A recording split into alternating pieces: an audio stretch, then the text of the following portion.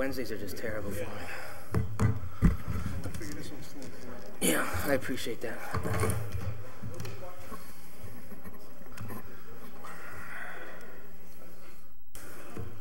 Just get. Yeah. Just get. Yeah. What's up? We're going to be here for the rest of the night. It's your relation. On the fire department? Yeah. Cousin, I think. Distant, not. Welcome, everyone. Tonight is Thursday, January 19th. It's the notice of a regular meeting of the Public Safety Committee. To my left is City Councilor Howard Graney. To my right is City Councilor Mike Sullivan, and my name is Dan Bresnahan. I just want to start off by saying that we have kind of a lively agenda. I just want everyone to be aware that I intend to keep this meeting very professional. Okay, everyone that is here that is going to stand before us is a respected member of either the police department or the fire department, and they will be treated as such. There are some questions that will be before us that will get into finances and such, but I assure both all members of the fire department and the police department that it will be maintained in a very, very respectful way, and I will ensure that that takes place. And I ask any member that wishes to speak tonight that they do the same. It's a passionate issue on some of these issues that are before us, so please, let's do it in a very respectful way. We're all in the same fight here, so to speak, folks, okay? I'd entertain a motion to take number 1 off the agenda. So moved. Thank you. Item number 1 is an order filed by Councilor Jordan and Todd McGee that the mayor and the police chief please provide answers to the following questions. Please come up, Chief. Thank you. And Manny, welcome. 1, will the city be incurring any cost, including travel, hotel, meal, or other related expenses related to the chief's training in Virginia? Please explain what benefits there are to the city from his attendance at this training, including please provide us with all program materials and requirements. How will the acting chief's former duties be handled for the 10 weeks he or she will be not by doing the chief's duties? And are there any other local chiefs attending this training? Please respond as soon as possible in writing and then appear before the Public Safety Committee to discuss. Councilor Valentin has joined us as well. Chief, welcome. Captain Feeble, how are you? Welcome. Thank you for coming. Right. One other thing, I just want to point out there are some other counselors in our audience. Councilor Diosdado Lopez, Councilor Joe McGivern, David Bartley, and Councilor Linda Vacon. So we just want to acknowledge and thank them for coming down tonight. So Chief, please. Thank you for having me. I don't know if you recall, but last year I believe the mayor submitted something written specifically on these questions. But as it goes, I'll go through them and answer them the best I can. Certainly, it was an honor and privilege to attend the FBI National Academy last spring down in Quantico, Virginia. It really is considered the West Point for police executives. It's a 10-week block of instruction for chiefs and or aspiring chiefs about dealing with the latest issues of the day, and it's put on by the most prestigious law enforcement agency in the country, being the FBI. As far as the costs go, the training was 10 weeks, and then I took 2 weeks vacation off afterwards, so I really was gone for 12 weeks. My 2 captains split the duty, and the captains that had that each had the position for 6 weeks. It was Captain Manny Feeble and Captain Denise Duguay. And while I was away for those 12 weeks, they were paid my income. So the cost to the city was $5,900 and change. There was no airfare associated with this, no tuition. That's all covered. The tuition and course registration is covered by the FBI. And the only other thing that the city covered was 2 tanks of gas. I paid for I used a company car when I was down there, a tank of gas when I was leaving, and then I came home one weekend and a tank of gas when I was leaving to go back. So that's what's the cost. It really was. Yes. So for all intents and purposes, $6,000. As far as the benefits go, again, this is a advanced course to deal with terrorism, management, behavioral science. law enforcement communications, and forensic science. The goal is to improve the administration of justice in police departments and agencies and to raise the standards of knowledge in cooperation with police departments and the FBI. Had courses in leadership, management theories, terrorism, legal issues as far as impacting police work itself, labor law, forensic science, and also on health and fitness. When I was down there, the two captains stepped up and performed the duties for the weeks that I was down there, Captain Duguay and Captain Feeble, and they did an honorable job, and I commend them for that. While they were doing that, they were also doing their other duties. So they were really doing double duty while the time I was away with other responsibilities in the police department. As far as other local chiefs of intending, again, this is desired by all chiefs in all the country and quite frankly all the world, because my class members that attend that are from all over the world. And I'll give you an example. I had class members from Brazil, Colombia, Dubai, Morocco, Israel, Wales, Australia, Tokyo, Peru, the list goes on. So it's really police commanders from all over the world attending this. But as far as local that went, they run this class 4 times a year. There were 212 students in my class of police executives. Coming from Massachusetts was a lieutenant from Billerica, a supervisory special agent from the ATF, and myself. I do know locally that West Springfield's chief has gone to this. I know Amherst police chief has gone to this. East Hampton's police chief has gone to this. If you look at all the police chiefs in the Commonwealth that have actually gone to this, it's been in excess of 90 of them. And then finally, just for the record, Chief Scott also, prior to my term, prior to his employment for the city of Holyoke, he also attended this training. While he was chief here? Not while he was here, prior to him coming here. I'm just saying he also attended this training. It's for police executives, it is the ultimate goal to attend this training to get the latest and greatest of what's going on and what the FBI has to offer. It was truly an honor and privilege to attend it. One of our goals or objectives in the Holyoke Police Department is always to have the best trained and best educated officers, whether it's through legal updates, use of force decision-making, people in mental health crisis. This is just a continuation of that. I learned a great deal down there, and I'm bringing that all back to the city of Holyoke. And quite frankly, I'd like to thank Mayor Alex Morse for allowing me the opportunity to attend, and I'd like to thank Captains Manuel Feeble and Denise Duguay for stepping up to the plate and serving in my capacity while I was away. And the other little piece of this is to talk about professional development. It's not just for me, it's for the police department, it's for my captains also, so they get to fill in my shoes while I'm away, and they get to see what it's really like to be chief of police. Great. Makes sense. I'll open up to anyone that has questions. Just quickly, one quick question, Chief. Any explosive, biological, or chemical training involved? Personally, no, but we did have a forensic class, and it covered the whole section on explosives. The forensic class was mind-boggling, so to speak. We covered cases, a lot of explosive cases. We covered the Unabomber. We covered O.J. Simpson case. Case on top of case on top of case. We covered and reviewed that. Looked at some of the good things in those cases. Looked at some of the bad things in those cases. The other thing of the forensic class that I was in, we actually have access now, on a case-by-case basis. You're not going to call down for a normal case. But we have the expertise of the FBI and their lab. All I got to do is pick up the phone. And I actually consulted with them while I was down there on some DNA-related matters. Thank you. Councilor McGivern? Thank you, Mr. Chairman. Chief, thank you for going. And no doubt that the knowledge you brought back, hopefully on a preventive basis, will enhance the Holyoke Police Department during your term and your leadership. I have no issues with Captain Feeble and Captain Duguay acting out of grade and filling in for you. Certainly both come with the credentials, and I have no issues with paying them the appropriate salary increase. Just housekeeping, did the $5,900, was it in your budget? Are you going to be looking for a transfer, or was it already part of the existing budget? We absorbed it in the budget. I had a couple sergeants that had retired, and it took a few months to replace them. So there was a little bit of savings because we weren't paying anybody when they had retired at that point of the year. That was the cost offset. Okay. Thank you.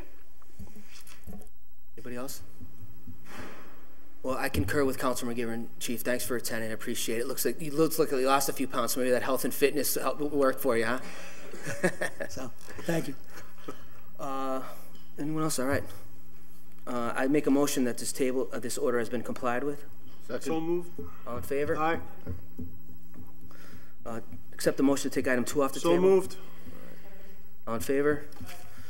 Item number 2 is that the police department provide the council and public information on statistics on the string of violence and crime occurring in the Churchill neighborhood. Contact Councilor Roman for specific streets. Residents and neighbors have grave concerns regarding their safety. Again, Chief.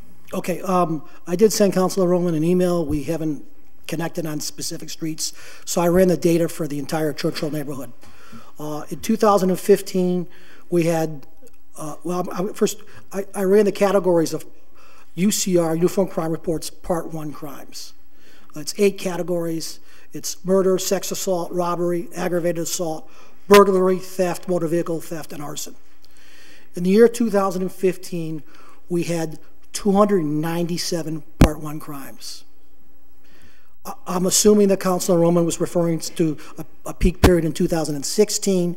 2016, we had 357 Part 1 crimes. So there was a little bit of an increase. Nothing great, but we did have an increase. Last year, we did have some violence going on first 6-7 months. In Churchill itself, there were, in the first, well, almost 8 months, I should say, there were 7 different shootings. And I can't get into all those cases because some of them are open. 2 of those were self-inflicted.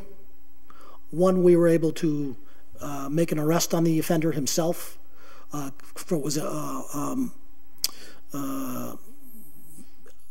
that he had the weapon when we got there, but it was an illegal weapon that he ended up shooting himself in the calf with. The second one that accidentally shot himself, he had some powder burns and wounds to his hand. It was an accidental discharge. He gave us a big story that did not add up. Anyways, 9 days later, we were able to make a case on him for numerous other gun-related charges and lock him up.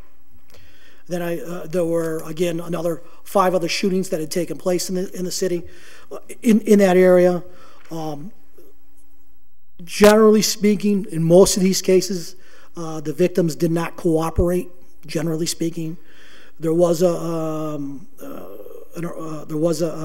case where we made an arrest. It was on a dispute, and then at the end of July, we arrested a party. I don't want to name his name, but we arrested a known violent felon gangster, and we think he was attributed to some of these shootings specifically, and then they seemed to level off after he was incarcerated.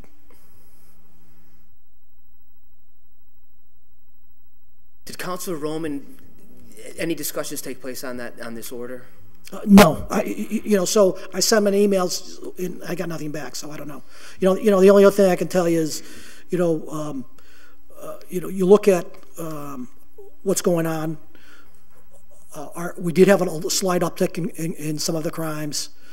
Please realize, fall of last year, we lost our community policing unit, and when we started that was the first place we dropped them, was in Churchill.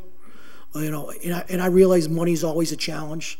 I would love to be able at some point to recast and look at that and figure out how we could redo that, because that really breaks down walls and barriers between the police and the community. And when I have boots on the ground, the same boots every day, it makes a difference. And then I'll just point out, a couple of days ago there was something on Mass Live about dangerous cities, and Holyoke was ranked 90th in the United States. Well, I don't know if you drilled down into that a little bit, but if you did, it showed you in 2012 we were 53rd by their rankings, by whatever neighborhood scout is. And then in 2015 we were 90th. I will tell you, in 2015, our crime numbers have been the lowest they've been in 15 years. So I do believe the city as a whole is moving in the right direction.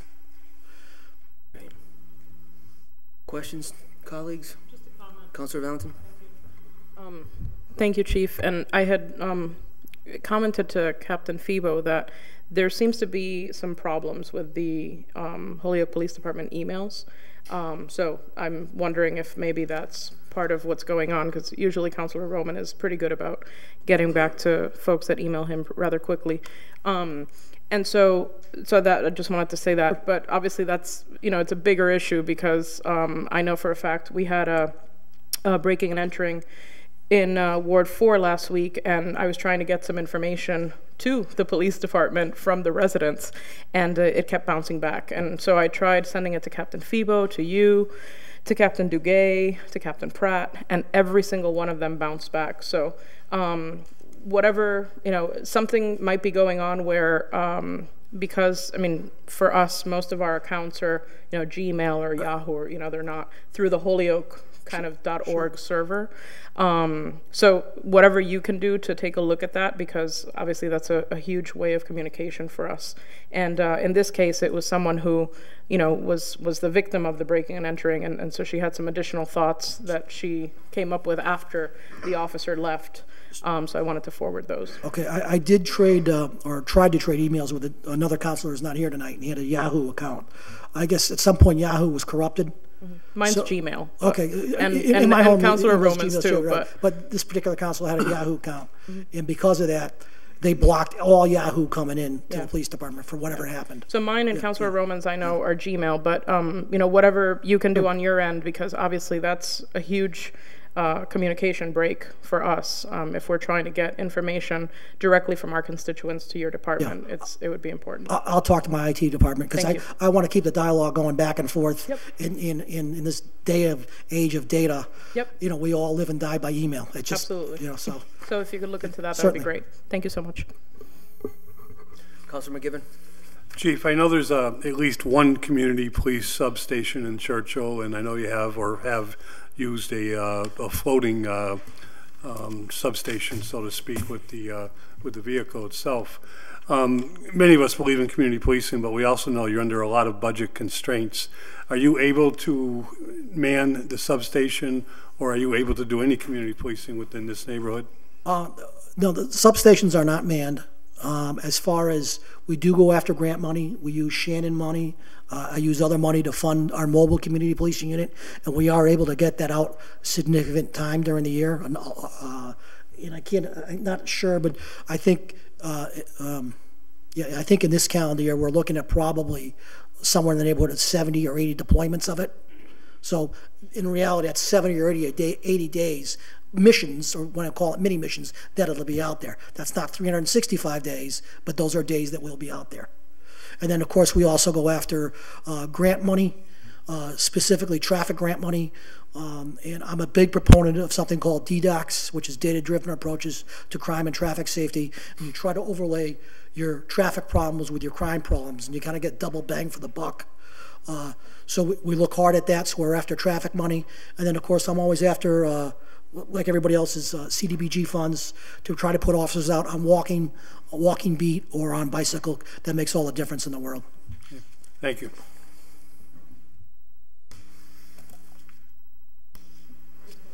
Councilor Lopez. I'm here. Sorry, I know. Okay. I just want to make sure you're still I see it. All right. Chief, just a few questions. Can you be more specific locations? Are we having more problems on Chestnut and Sargent? Where in Churchill? Well, I can give you it's kind of like a laundry list of spots that are reoccurring, if you want. Yeah, please. Sargent and Walnut, 300 block of Chestnut, Sargent and High, Sam's on a High, Dillon's, the Family Dollar, Worcester and Commercial. It's a little bit off the beaten path, but it's still next to Churchill's, the library. Yeah. Sargent and Maple, 470 Maple, and 298 Elm. On my last question, you have a camera on surveillance camera on Chestnut and at the park. Is that working? Is that doing anything? It is working. It is? Is the lighting okay? Because I go by, it's really dark. I don't know if that... to answer questions like that, I think maybe executive session or okay. later. All right, so I will. Thank you. All right, I'm all set. I will give you a call.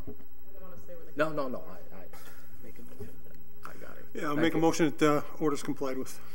All in favor? Aye. Great. Chief, thank you. Thank you, Captain Filo, I Councilors. appreciate it. Item 3 off the table. All in favor? Aye. Order that the fire department or other appropriate agencies conduct an evacuation study for the school department offices at 57 Suffolk Street. Such study should include the serviceability of the outside fire escapes on the building. Also included in the study should be the status and condition of the elevator for handicap accessibility. Chairman, thank you. Chief, thank you. As always, a pleasure. Good evening, thank you. Address this. Deputy Chief Preskopowski has been working with Superintendent Reich on evacuation plans for the schools for emergency management, so he's going to address the evacuation. Just, Deputy. He's going to vote for you, Bartley, don't worry. Wrong word. Deputy, just so we're clear. One vote isn't bad. The order that's before us is not necessarily the schools, it's actually the school department, which is located on 57 Suffolk Street. Right. So just in the conduit of time, I'm going to pass it off to the colleague that's filed that order, just so we're a little bit more clear on what he's looking for. Okay. Yeah, the reason I filed that order is having visited that building on numerous occasions, there are disabled, handicapped people that are working on the 4th, 5th, 6th floors of that edifice. And certainly I've been up there and been up there with my wife, as a matter of fact, who has been handicapped. The elevator is iffy at best, going up and down. My question is, if there is ever a fire or God forbid, a tragedy of some kind happen in that building, the stairwell is horizontally going up right next to the elevator. I just want to know how the people are going to get down. Okay, so to answer your question in a roundabout way, evacuation or exit access is a building department issue, but I can answer it in a couple different ways. I have been working with Dr. Zreich on crisis team plans for that building, the maintenance building down on Main Street, and all the schools. So it's a plan that's going forward. We put a lot of work into it in the past, since the beginning of the school year. I can tell you that the fire escapes on the outside of the building need to be certified every 5 years by a structural engineer, and that's the building owner's responsibility to do that. I know it's not a city building, so we're going to have to look into, through some building permits, whether that has been done or not. Well, that seems to be critical. I would think, I mean, if we have our government offices up in that building, I mean, they should be serviced. I mean, that should be automatic. I agree. The building owner doesn't have to provide those records to somebody? They should be giving the building department documentation of the inspection. And the elevator is obviously being conducted by the state Building or elevator inspector. And that doesn't come to your office, does it? No. Okay. The only thing that we inspect with that is the smoke detectors outside each elevator landing. Is that building monitored? I believe it is. See, the problem is if there is smoke or if there is carbon dioxide or something, it's going to go right up that stairwell. I agree. And if the elevator is out of commission, yep, then we got a big problem. Yep. We have conducted drills there in the past, getting people out of the building in a timely fashion. I think with the new evacuation plan that Dr. Zreich is putting together for that building, I think there'll be more drills in the future of getting people out of the building in a timely fashion. Okay, thank you. You're welcome. Of course. Councilor Valentin. Thank you. My day job is at Holyoke Community College, and one of the things that we have in place as part of the fire drills and everything else is that we have an evacuation team, so that if there are folks with disabilities, we have, the chairs that are, what do you call them? I forgot. You know what I'm talking about. The ones where you can literally help people out in the wheelchairs. Stair chairs. Huh? Stair chairs? Yes, thank you. Do we know if that is part of the plan that these folks have? They're currently working on the plan. I haven't seen a finished document yet. We're still going through that. Hopefully that's the case. We can also talk about areas of refuse. where we can move people horizontally instead of coming down the stairs. We can move them into an area of the building that's safe instead of having them come down the stairs, and we can protect them in place instead of having them come down the stairs into a smoky condition or an environment that's not safe for them.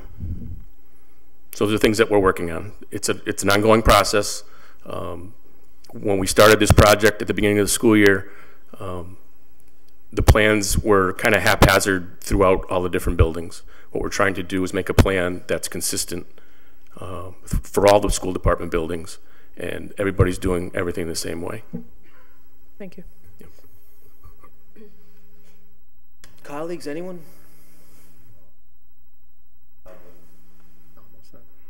Hang on a second. Is that building sprinklered? I am not sure, but I will check for you. We'll table this until we get the information. I'd like to move to table it till we get all the information in on this. Can Hopefully I make a suggestion? Councilor Lopez. You probably want to send the order to the building department to get all that information back. Yeah, that would probably be the best avenue because they have all those records. Yeah. Right. Elevator records, fire escape records. Yeah, correct. Okay. Yep. All right, we'll do so. We'll table it and we'll send a copy of this order to the building department. I get a second on that? Second. All in favor? Aye.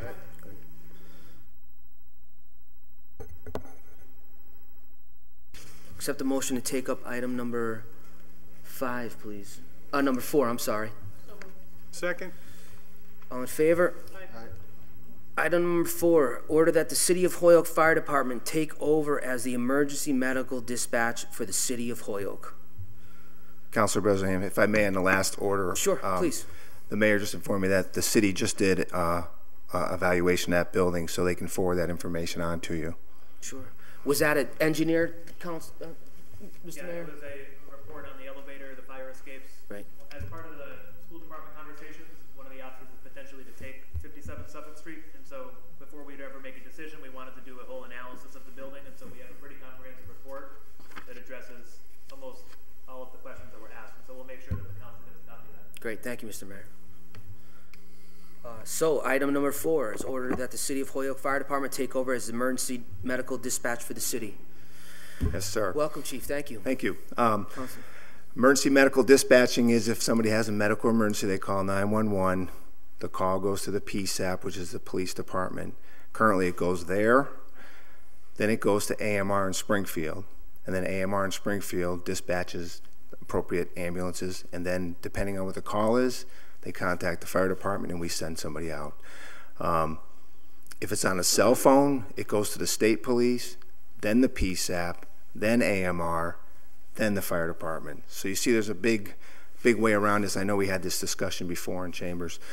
The fire department is not going to take over the EMD due to the fact that the provider we're bringing into the city now is Action Ambulance, and they're actually going to do emergency medical dispatching right inside of our dispatch alarm room.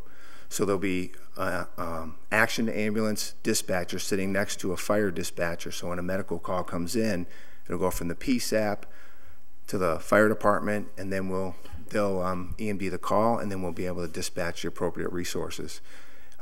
It's actually a pretty good system, and when we were talking about ambulance operations coming in, we met with the union, and actually President Cunningham came up with this idea that maybe we put a dispatcher in with our dispatcher, which I thought was pretty good. So Would it be any quicker if there was a dispatcher in the police station where 911 calls, the first place it goes to is the Holyoke Police Department, unless it's a cell phone, correct?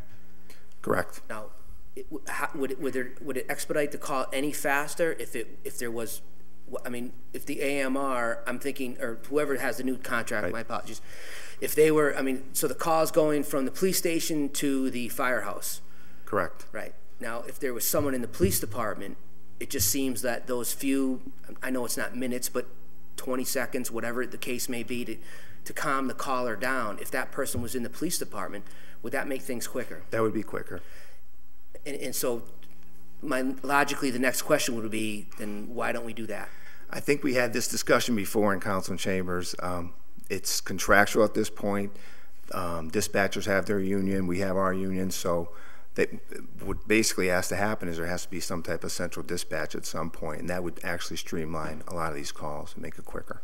Counselor, if I may, just for 2 seconds. Sure. So as we're building out our new radio system, we're building out the capacity to do that very issue as part of the...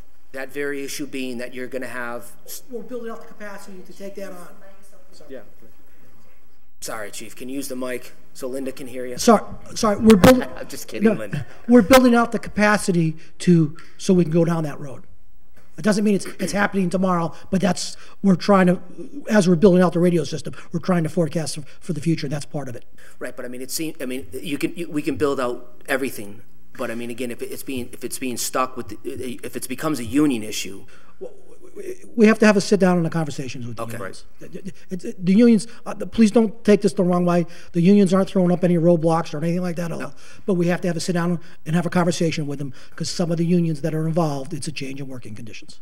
Right. So, but if we have a private company taking a seat at the fire department to take 911 calls, that doesn't seem to be a union issue. Is that correct? It is now. Apparently, I got a grievance the other day that's pending. Right. Again, it just seems like you could put, if somebody's answering phone calls for the benefit of public safety. I mean, now we obviously have a union grievance, so there is an issue with that. We can't even put the ambulance dispatcher in a building, right? Correct. Okay. But there's also two sets of pots here. The ambulance folks are not going to be involved in fire operations whatsoever. Their sole purpose there is to do EMD.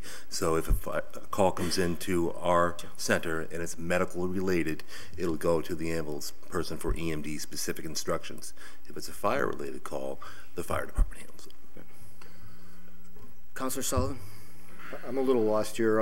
The union grievance, did that come from the police department or the fire department? Fire department. But the idea was proposed by the president of the union. That's correct. And a grievance came from the union. The grievance came on Friday the 13th. Okay. Was his name Jason by any chance? I hope there wasn't a nightmare on us. Councilor Graney? Quickly, Chief, just ballpark, not exact figures. From the call to the service, what's the approximately time span? From when call someone from the home or from the apartment or from where it comes to the time the service is available at that site. There are NFPA standards where they have to transfer calls within a certain amount of time, and I believe it's 40 seconds from when you transfer the first call, and I'm not really sure on all the numbers, but it takes probably a minute and a half for it to get through the system. 2 minutes. Okay. Have the NFPA, the standards, do they have to be adopted by a community?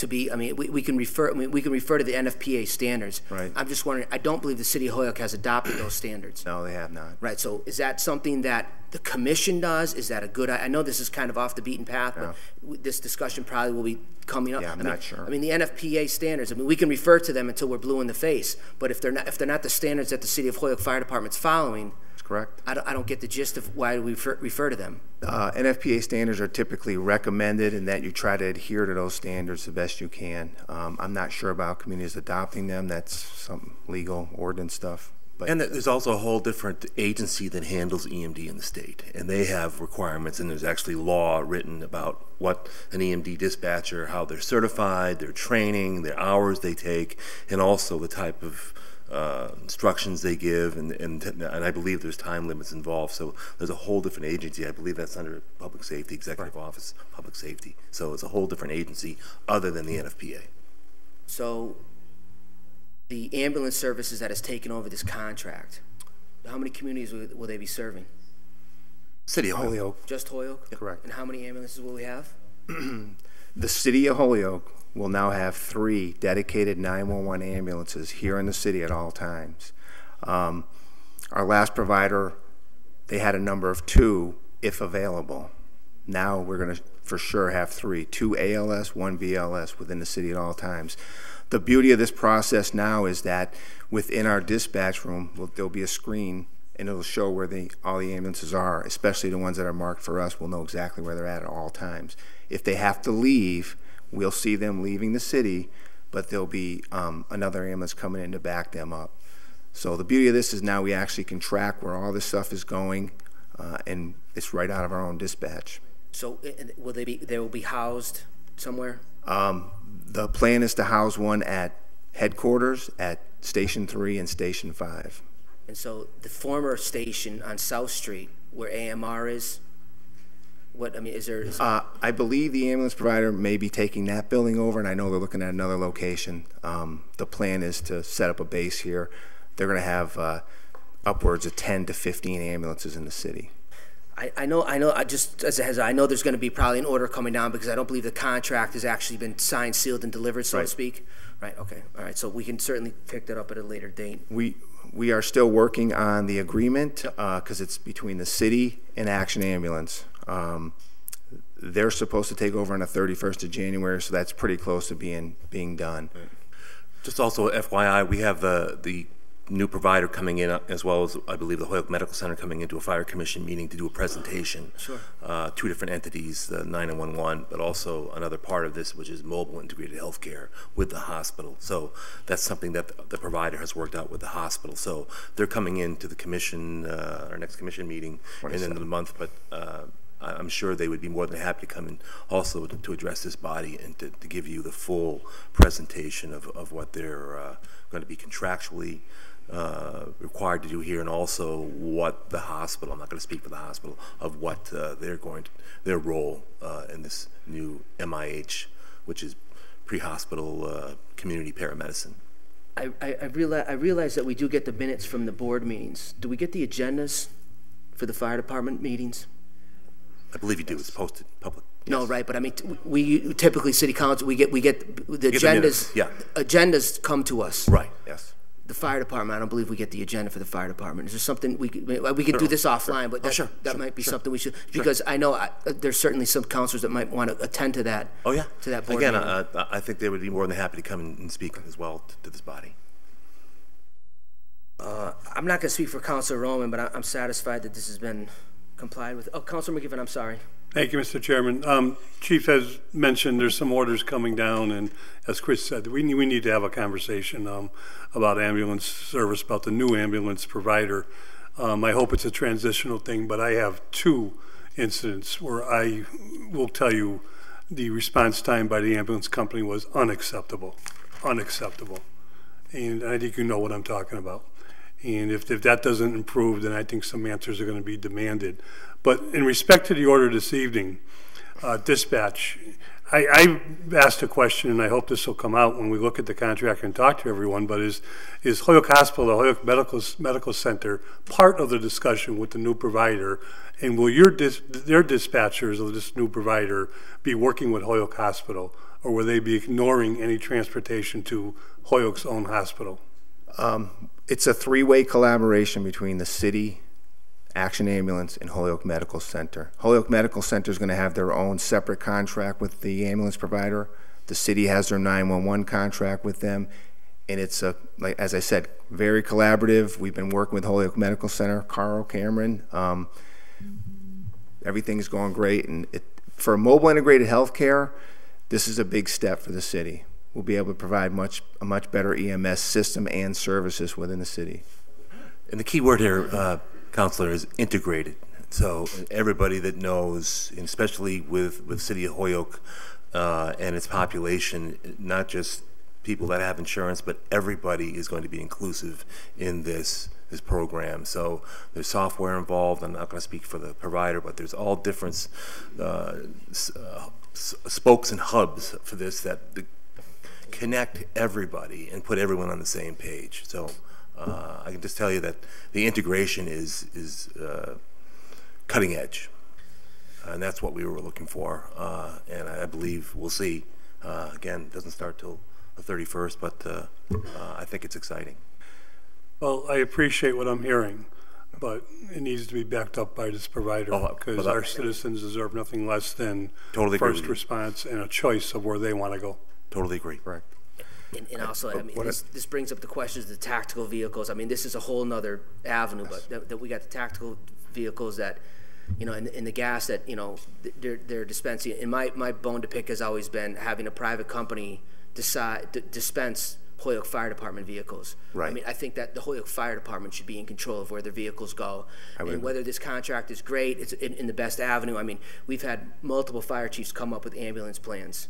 You yourself have, Chief. The Chief, your predecessor did the same thing. I mean, and I'm not going that, but we have a multitude of fire departments that are all EMT certified. They know the residents they're dealing with. They either, you know, they're from Holyoke. Majority of them. Again, this is not for that cup of tea, but that I can assure you, when that contract comes up and we get a copy of it, there's going to be another order filed just to look a little bit deeper into that. The order before us, it says that this Holyoke Fire Department take over as the emergency EMD. I don't even know. I mean, that's not going to happen. Councilor McGivern, I'm looking at you for guidance, of course.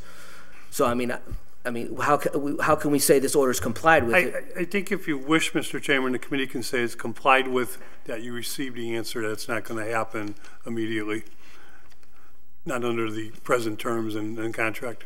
Thank you. I can't make a motion. Make a motion the order has been complied with. Second. All in favor? Aye. Thank you. 5 off the table? Second. Order that the City of Holyoke centralize and consolidate within the fire department all lists of empty and abandoned buildings, providing access to its server to any and all other departments who need it. Chief? If I may, in the last order, that's an older order that was put out. It's been in the docket for quite some time. February. We were trying to get emergency medical dispatching because of the fact that we want to control our own fire department. And with Action Ambulance sitting in our dispatch, we dispatch our vehicles and their vehicles. So we do control at that point, just so you know. And on this order, when you talk about abandoned buildings, obviously the fire department is a huge proponent of making sure these buildings are safe. We have firefighters going into fires all the time, working inside these structures. It's very unsafe. I don't want to bring up any issues, but the Essex House is a prime example of what happens when we don't take care of stuff and make sure codes are complied. I actually asked Councilor Roman to put this on around the same time as emergency medical dispatching.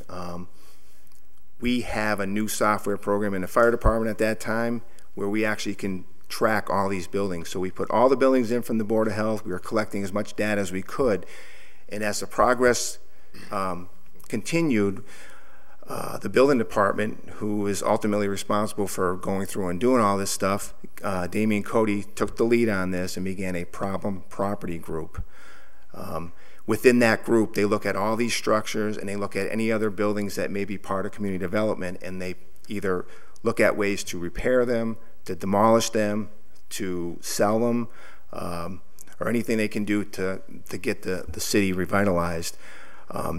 Within that committee, Deputy Chief Preskopowski actually sits on that committee, so we all have a hand. It's the building department, Board of Health, fire department, community development. There's a lot of other partners, and they all sit in the same room, talk about the same building, so we all know what's going on, which makes a lot of sense. And it's come a long way. We've had buildings demolished. The one on Pine and Hampshire Street is soon to be demolished within the next month. So we're trying to establish that list so that we all know what we're doing. So in a roundabout way, what I'm telling you is that list does exist, but now it exists within the building department. It's a Google document that's shared amongst that group to take care of those problems. Chief, is obviously when they say all the buildings, this involve all the buildings in residential neighborhoods too? All of, like the abandoned houses? Yes, yes. And any problem property goes on that list, and then they talk about it and they figure out a plan on how to resolve it. Okay. So we don't. I'd like to get a. Could the council get a list of that? List, right? Jeff. Yeah, the building department Google document sits on the city server. If you have access to the city network, you can get into that document and look at any problem property you want to look at. Every document that's attached to that piece of property going back to the beginning of the building department is going to be on that site. The problem with that is some of these buildings, I wouldn't want people to know that they were abandoned in some cases, you know. Right. that could create a whole other problem, you know. Right. The newest ordinance we have about boarding up properties, we're going to start using polycarbonate plexiglass on the windows, which actually is more attractive for a structure. If you see polycarbonate, you may not realize the building is actually abandoned. It looks like there's windows in there. But when they put up plywood, obviously you know it's abandoned at that point. So we're starting down that path where we're going to start getting the materials to do that, and then that's the building department, and they're going to start getting that done. Takes time. Just so I'm clear, though, so there is a list that exists that is available to anyone that wishes to see it. That's correct. Okay. Comply. Any counselors have questions Move this complied with. on the motion? Is there a second? Second. All in favor? Aye.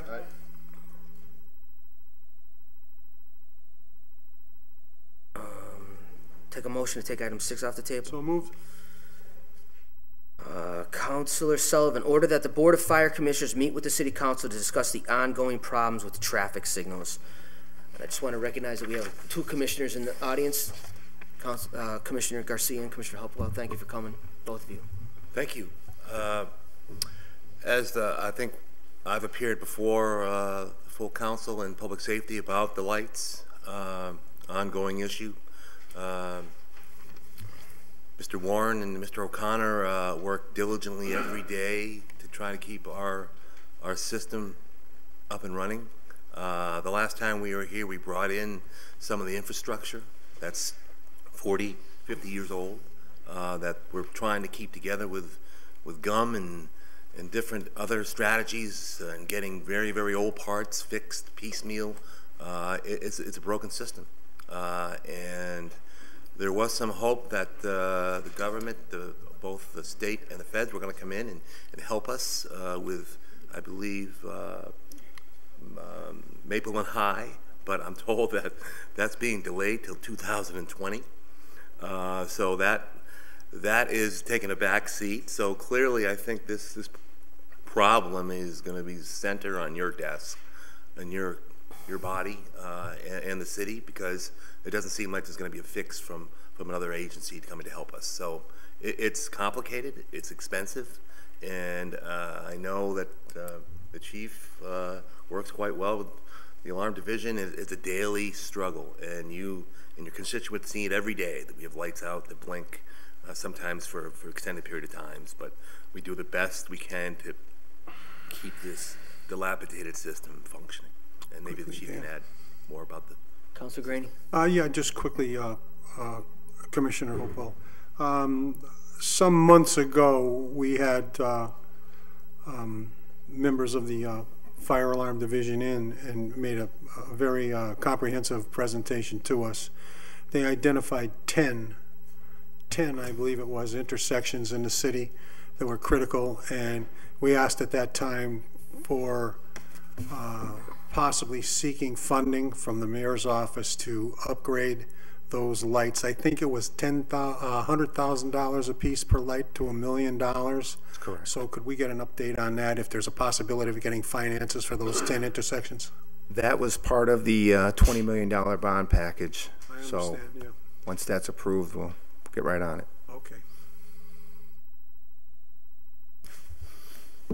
And just, at any time, if any council wants to come down to the alarm division and get, we had, what they work with every day, and certainly Mr. Warren and Mr. O'Connor will be more than happy to answer any questions that you have via email, or, and come to you personally, or if you want to come down and see on a daily basis in the alarm division what they do every day. And they do some very good work in keeping, again, a dilapidated system functioning. So any idea when those funds are going to be available? I just heard 2020. That's what I heard, 2019, 2020, yeah. For the DOT. For the DOT. So that one that was on Cabot and High Street, that there was multiple accidents there, all of a sudden it's working. Are we just grabbing the mechanism from a different intersection, or did we find the money to fix that one? The mechanism inside is mechanical, so they send it down south and somebody refurbishes it and sends it back up. Okay. And it's specific for that traffic light, so that's why it goes on flash while it's down there getting refurbished and comes back up. And this is the only place in the country that will touch this type of system, and it's not guaranteed. So I imagine that other communities are using different systems. They're all Modern. modern. Councilor McGivern? I think the key is always proactive in these situations. We know it's a lot of money. And I'm not sure if we're talking about the same grant or the same resolution, but the DOT, the state, is earmarked the downtown area with a $2+ million grant, I think even a little bit more, to redo and synchronize not just the lights, but for the first time ever, pedestrian crosswalk cycles that would make this area. Right now, it's the light turns green, it's 5 seconds and run, and then the light stays green, but the pedestrian's got to stop walking.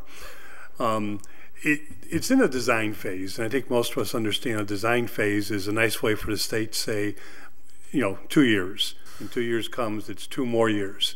And the best way we can help to get it out of design phase is if we all called Representative Aaron Vega, emailed, text, same thing with our state senator Humberson, and let them know how important this is to the city, because it's not just our downtown area. High Street and Maple Street are main thoroughfares. They're main public safety fares for our vehicles, for our fire apparatus, for our cruisers, and we need those signals to be modernized. The money's there, but we have to get it out of design phase, and the state will pay for it. I agree wholeheartedly, Councilor. Thank you. Besides these 10 that we've identified with this mechanical switching, do we know how many other mechanical switches we have out there? There's quite a that few. Could become suspect? I'm not sure of the amount, but there's quite a few. The system's pretty old. It needs to be updated. So, I mean, we've got a number of 1 million just for these 10. Right. I believe have we got 50. Have we got 50 of these systems out there? They have a comprehensive list. I don't have it with me, but I know the last time we appeared, they had a comprehensive list of every light in this city that, ones that have been replaced and the ones that are 50 years old. I mean, I'm not asking for an exact number, but is it 20 more, 30 more, 50 more? How many? I couldn't tell you. They look for the top 10, so that's what I received from the alarm division was the top 10 that needed to be replaced. So we would have but to I can assume get that information for every 10, it's going to be $1 million. That's a rough estimate. It could be more. So we could be sitting on a $5 or $6 million time bomb. You never know. Every time the project starts, things change. Yeah. It's your order. Motion the order has been complied with. Second. All in favor? Aye.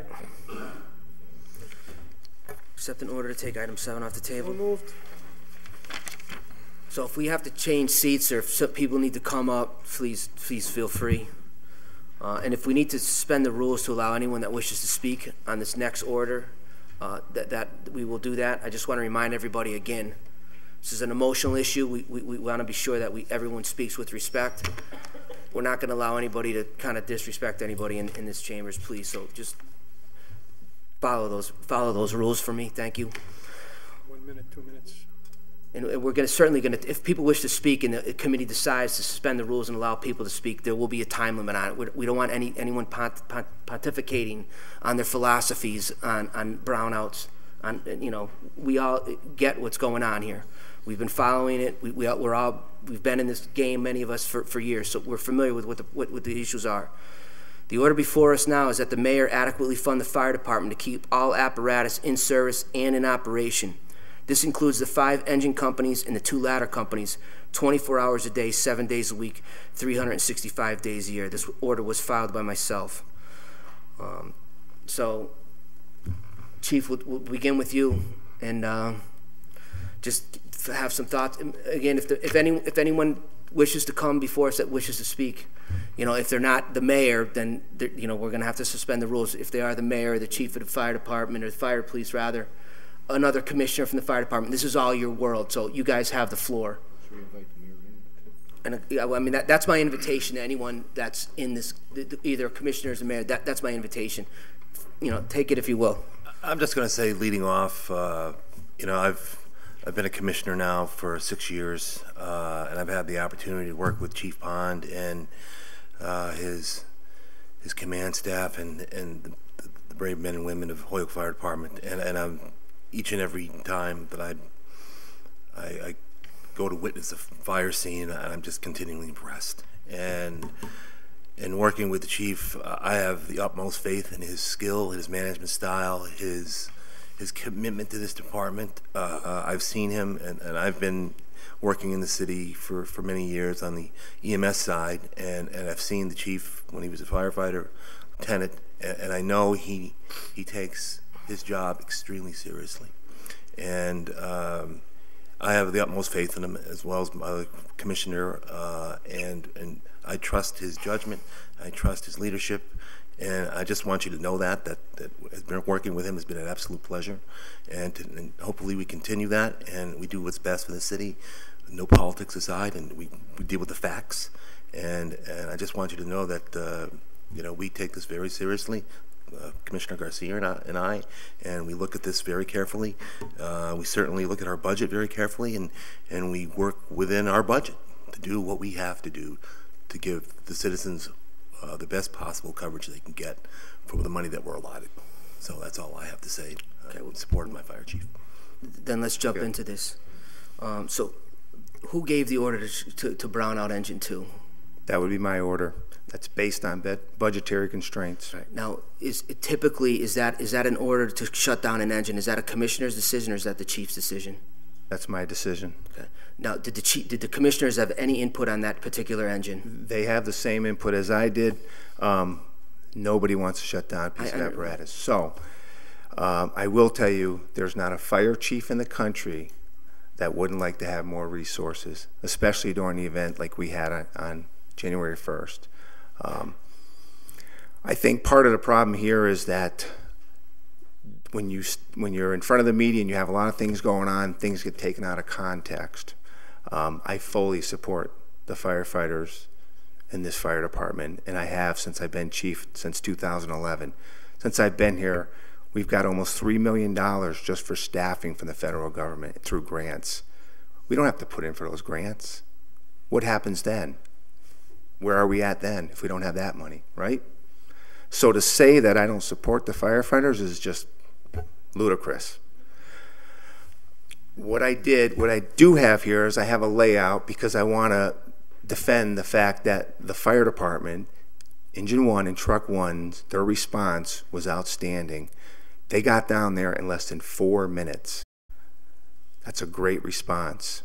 The way the fire stations are laid out in the city create that opportunity for us to respond. I actually have handouts that I'd like to give each and every one of you, and we can go through them. We don't have to do it right now. We can continue the questioning, but I would like to go through this handout to show you exactly where all 4 fire stations are in the city, how many pieces of apparatus are in each one, and how we respond to incidents. I would love to have 2 pumps in a truck in every fire station. If you can do that for me and the men and women of the fire department, we'll take it. I would love to have this budget fully funded for the fire department. In fact, every year I put my budget in, it is for a fully funded fire department. But we also understand the constraints within the city's financial difficulties. So, if you don't mind, Counselor, I'll hand these out. Absolutely. And we can. Oh, you don't mind? We can have this discussion on this handout, or we can take other questions. Thank you. Chief, just so we're clear, the fire department, if fully funded, would have 5 engines and 2 trucks, or was that correct? Yes, sir. Right. So currently we have, and I shouldn't say currently, December 2015, you sent out an email to the mayor, the city council, as well as commissioners, decommissioning or browning out engine 2. That actually started in 2014, December 5th. That was the first time we had this discussion to actually shutter, brown out, however you want to call it. We actually, when we don't have enough staffing, we just shut that piece down and go from that point forward. I will not operate this fire department with less than 4 engines or 2 ladder trucks. And quite honestly, we only have 3 firefighters on every piece of apparatus.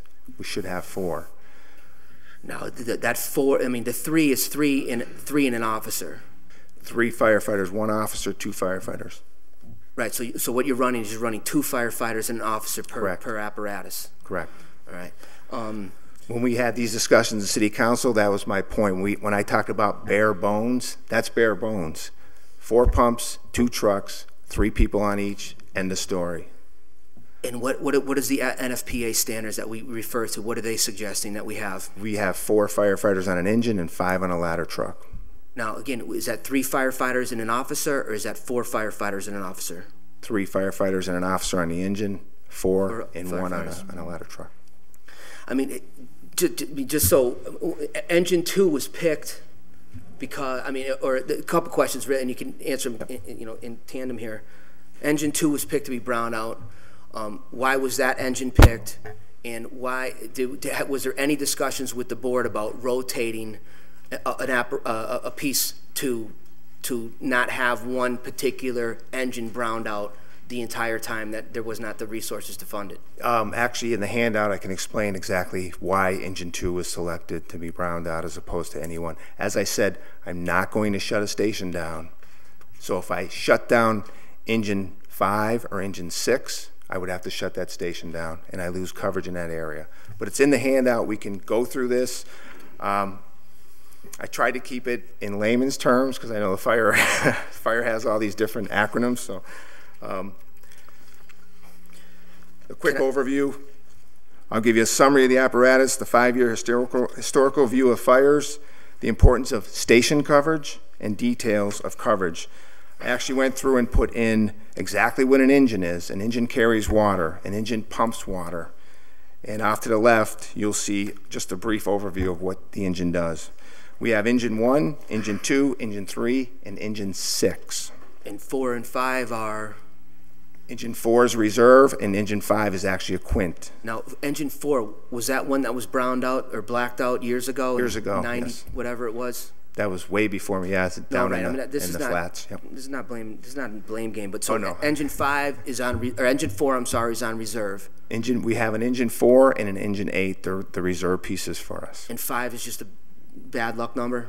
No. 5 is a quint. It's in here. It's in this layout in this handout.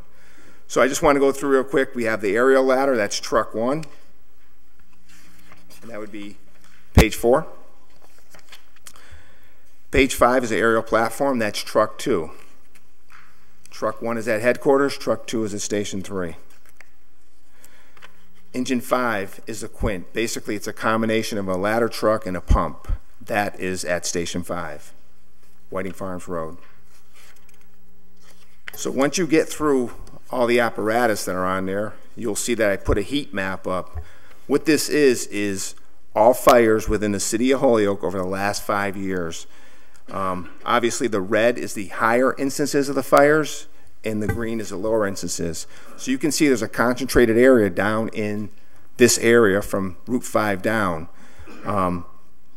This is about 1,600 fires, and this covers structural fires, brush fires, cooking fires, every fire we had over the last 5 years.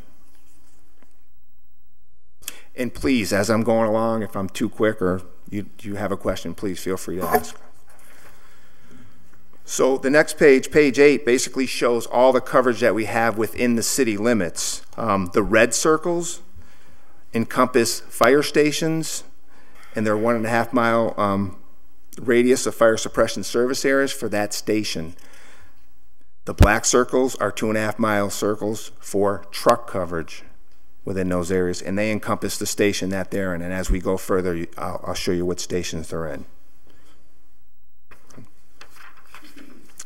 Station 1 is headquarters. It's down here at 600 High Street. Within headquarters, we have engine 1, engine 2, and ladder truck 1.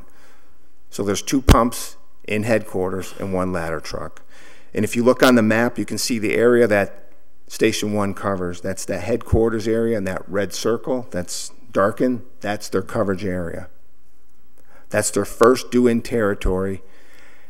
And NFPA standards recommends that the first due-in apparatus get to a working fire within 4 minutes.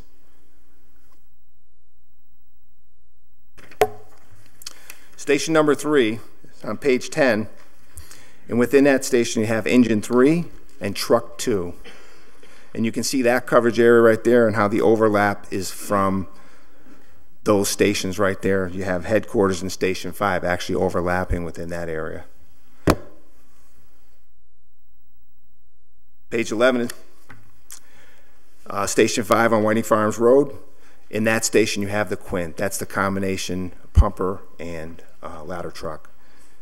And that actually overlaps headquarters and Station 6. So if you draw a line from Station 3 to Station 5 to headquarters, and from headquarters to Station 3, you actually make a triangle in the middle of the city, which is exactly where that red area and that heat map was.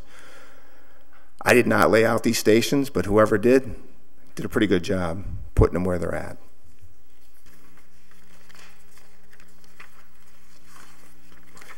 Station number 6 is Homestead Ave. That's Route 202. Station 6 is just one pump. Engine 6 works out of Station 6. They cover that side of West Holyoke. They cover where 91 splits off. They cover one side. Engine 5 covers the other. The mall, as you know, gets busy. They go to the back route to the mall, and Engine 5 goes to the front route of the mall. It's a difficult track for Engine 5 to come around the corner and go all the way back up 202, as opposed to Engine 6 going right up with 202 to cover West Holyoke.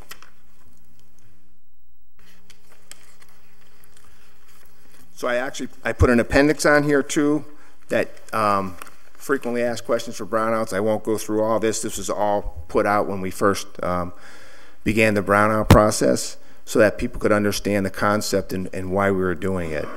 I wanted the city council to understand where the stations are, how many pieces of apparatus we have, and how we respond to all the emergencies in the city. It's a good system. I prefer to have Engine 2 operational, but I also understand what's going on. When it's in service, it's helpful. Anytime you have more firefighters on the fire ground, it's going to be a much better and easier job for everybody to get the job done. We all understand that. Chief, just to, on page 9 of your handout, sir, frontline apparatus, Engine 2 is offline, is browned out, correct? Engine 2 is typically browned out 50% of the time. Right, but that's the engine that is currently not online. That has been online since December.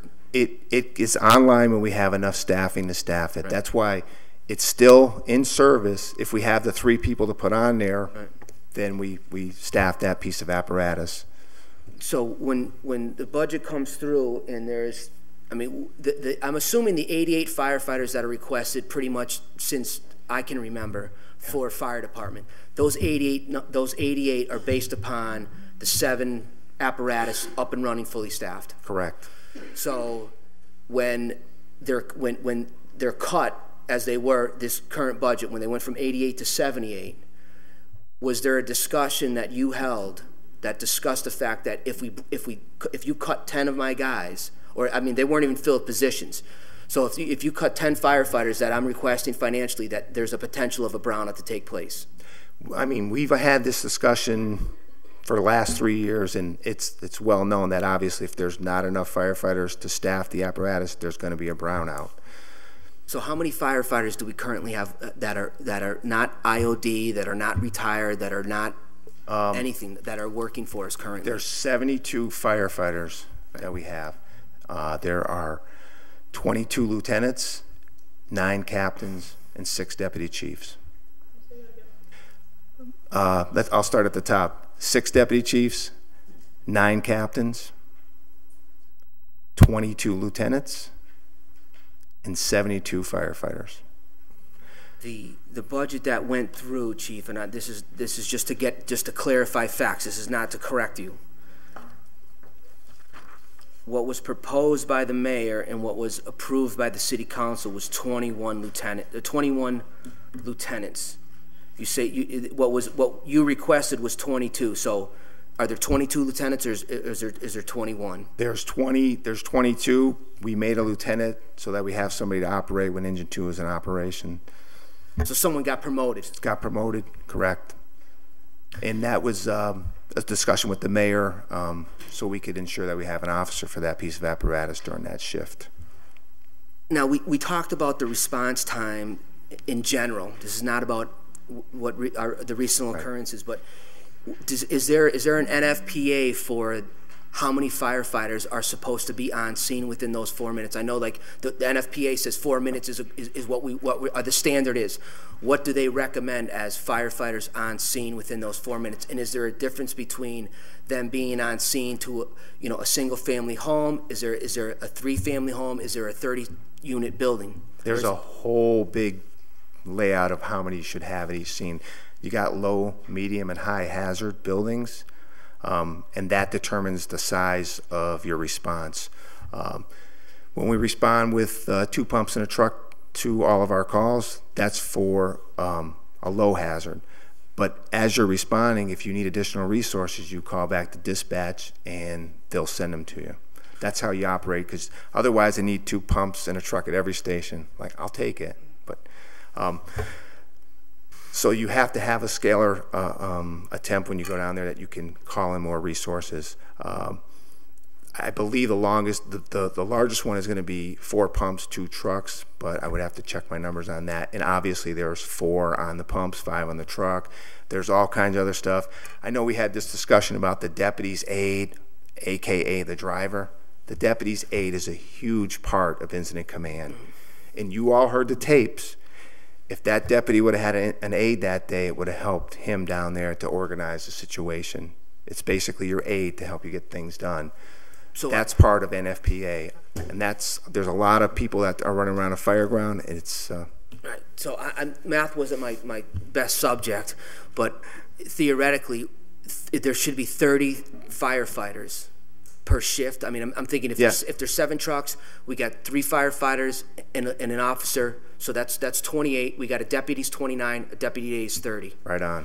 Right. So, and we're operating right now at 19. At 19 per shift. Correct. At a minimum. So we're right at a minimum. But I mean, so are we 11 down due to finances, or I mean, I would think that if there's 6, if we're only down one apparatus, then there would be 3. There would be 24 because we got 3 guys per apparatus plus an officer. Right. So that's 24. We got a deputy's 25. Deputy A is 26. Correct. So how come we're at 19 and not 26? Because staffing, we do not have the staffing. That's exactly what it is. All right. So speaking to the staffing point, if there is 72 salaried men and women in the fire department currently right now, and there's money there for 78. I mean, just from running a department, why don't we take that 6 salaried positions and shift it over to get that engine, unless the philosophy is it's not needed. But I mean, I'm just thinking, like, if we have 6, if we got some dough we can play with, if we got 6 guys not being paid, how come we don't use that money to allocate to the engine? Because if I were to open up engine 2, I'd have to pay overtime when that comes down to it. So I'd be taking that money, put into overtime and doing it. When I came to City Council for the last budget hearing, I'm pretty sure you guys said don't come back. Work within your budget, so that's what I'm doing.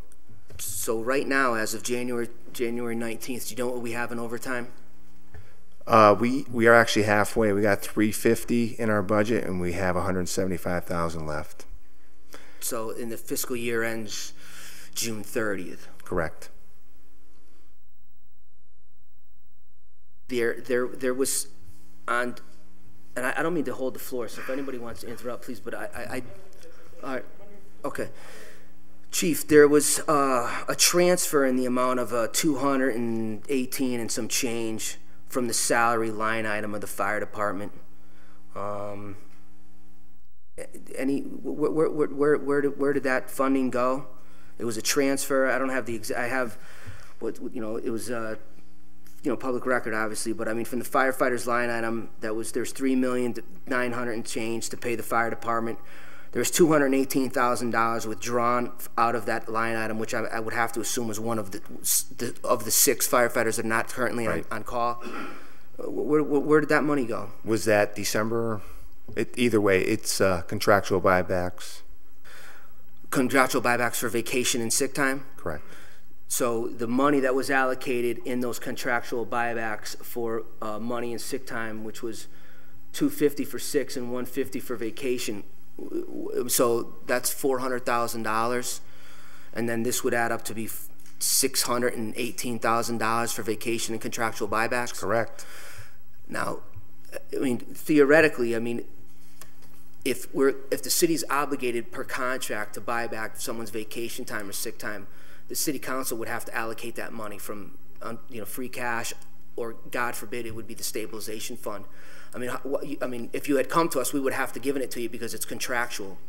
So I mean, just why would you transfer the money within budget where maybe we could use that money? I mean, if you working within my budget. No, right, but but again, if it's a contractual issue, which happens all the time. I mean, police retire, fire retire. We put that money out there. I'm just thinking that if that money had been transferred to get those 6 bodies, so to speak, to get you to 78. I mean, we could have given you the money for that vacation sick time buyback. So this year, this last budget that was just approved, we've spent $618,000 on vacation buyback and sick buyback. Because that's correct. Okay. Okay. Councilor Valentin. Chief, if we could just go back to the brownout frequently asked questions, because obviously folks at home don't have this document in front of them, and there's some information here that we should probably just kind of read into the record so that folks know what we're talking about. Can you just kind of go through it's not a very long list, so if you could just kind of go through each one and starting in the beginning? Yeah, page 14. When brownouts were first initiated, this went out to the public. I think Mike Plaisance may have put that out in Mass Live at some point.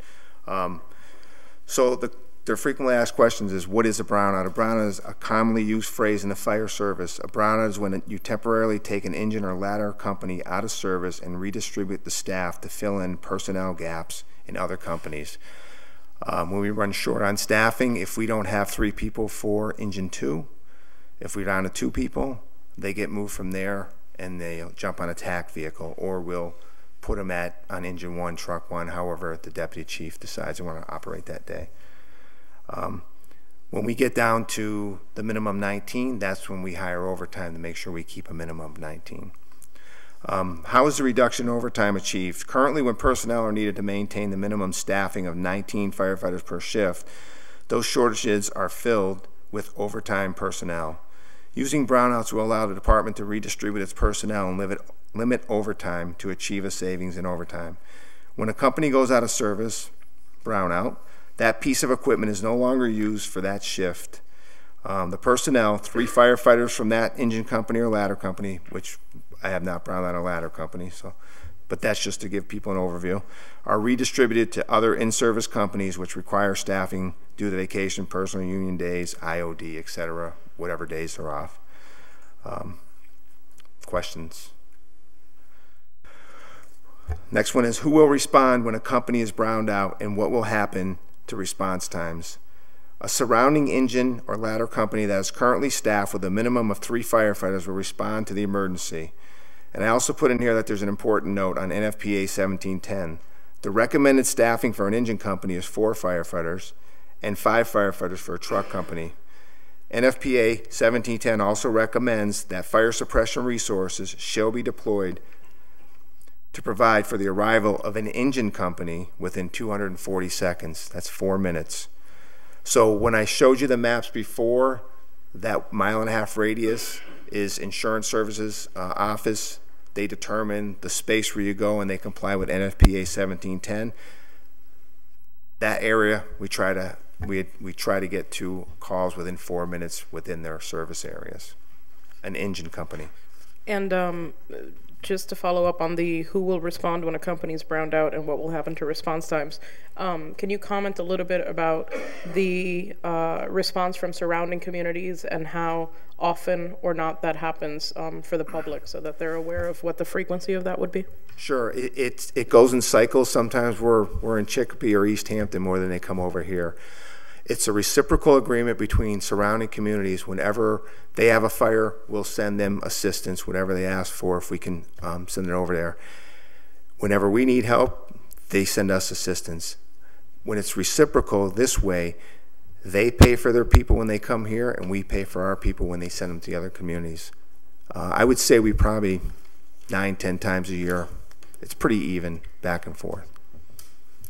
So it's pretty common that if there is a large incident, that there will be surrounding communities that respond, and that is kind of the expectation. Correct. In that reciprocal agreement. Correct. Okay. Technology now is great. I get texts from other fire chiefs, what do you need? And then it's very helpful. But we have a comprehensive setup in the alarm division. They call other communities, and they get them on their way, and we get our callbacks going, and it works out. I'm sorry. Can I? Okay. I don't want to take over. I know other people may have questions, but when we were talking about how's the reduction in overtime achieved and all that, are you able to give us just a figure in summary? And maybe it's not possible, but for you, obviously the language of this order is that the mayor adequately fund the fire department to keep all apparatus, et cetera, 365. Based on the numbers we've talked about with your 19 firefighters instead of the 30 per shift, when you look at the figures that Councilor Bresnahan broke down of the number you come in with, the number you leave with, and you're right, we did say work with what you have. Thank you. So just to say that we know that is on the record. What would be, compared to the number you have right now, just for people to know at home, what we're talking about in dollars and cents, the comparison of what you have right now, which is basically what you proposed, right? And as Councilor Jourdain said the other night, we as city councilors cannot add to the budget, right? So we can only cut. And so my question is, in general terms, the number you have right now to operate your department versus the number you would need to be at this full staff, no brownout, everything's hunky-dory. What would be those two figures so that folks at home have an idea? So basically you're looking at how do we keep Engine 2 in service from now until the end of the fiscal year? What would I need? I would need about $300,000 projected.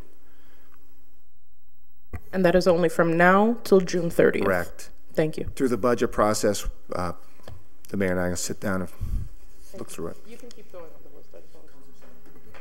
Sir. Thanks.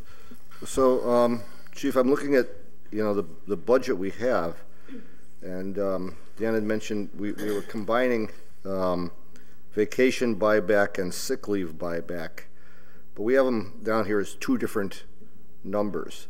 And I understand if a person doesn't use his vacation time or doesn't use his personal time, he should be entitled to the pay. Correct. Sick leave buyback is a bigger number than vacation buyback. In my mind, sick leave is something that's given to somebody if they get sick, as a benefit. And the benefit for not being sick is being healthy. Now, I've done a little research, and most places have a cap if they do have such a thing in place. As I understand it, it's without limit. This can accrue. If I may, yeah. You have to accrue up to 2,000 hours. Once you get to 2,000 hours, which is typically 14 years, after that, every year you get 150 sick hours. So every year, if you do not use that 150 sick hours, the city buys it back. So it doesn't go past the 2,000.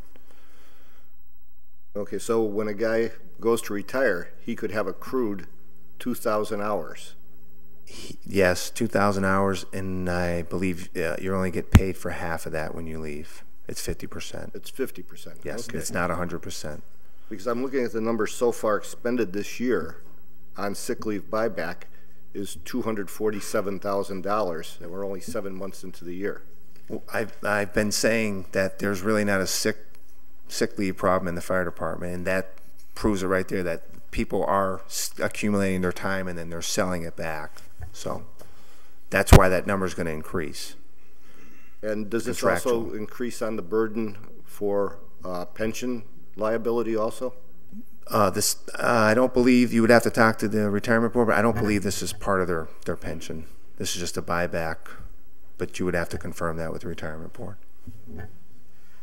Thank you. Thank you, sir. Chief, if the sick time isn't a problem, where's the overtime money? Where's that going?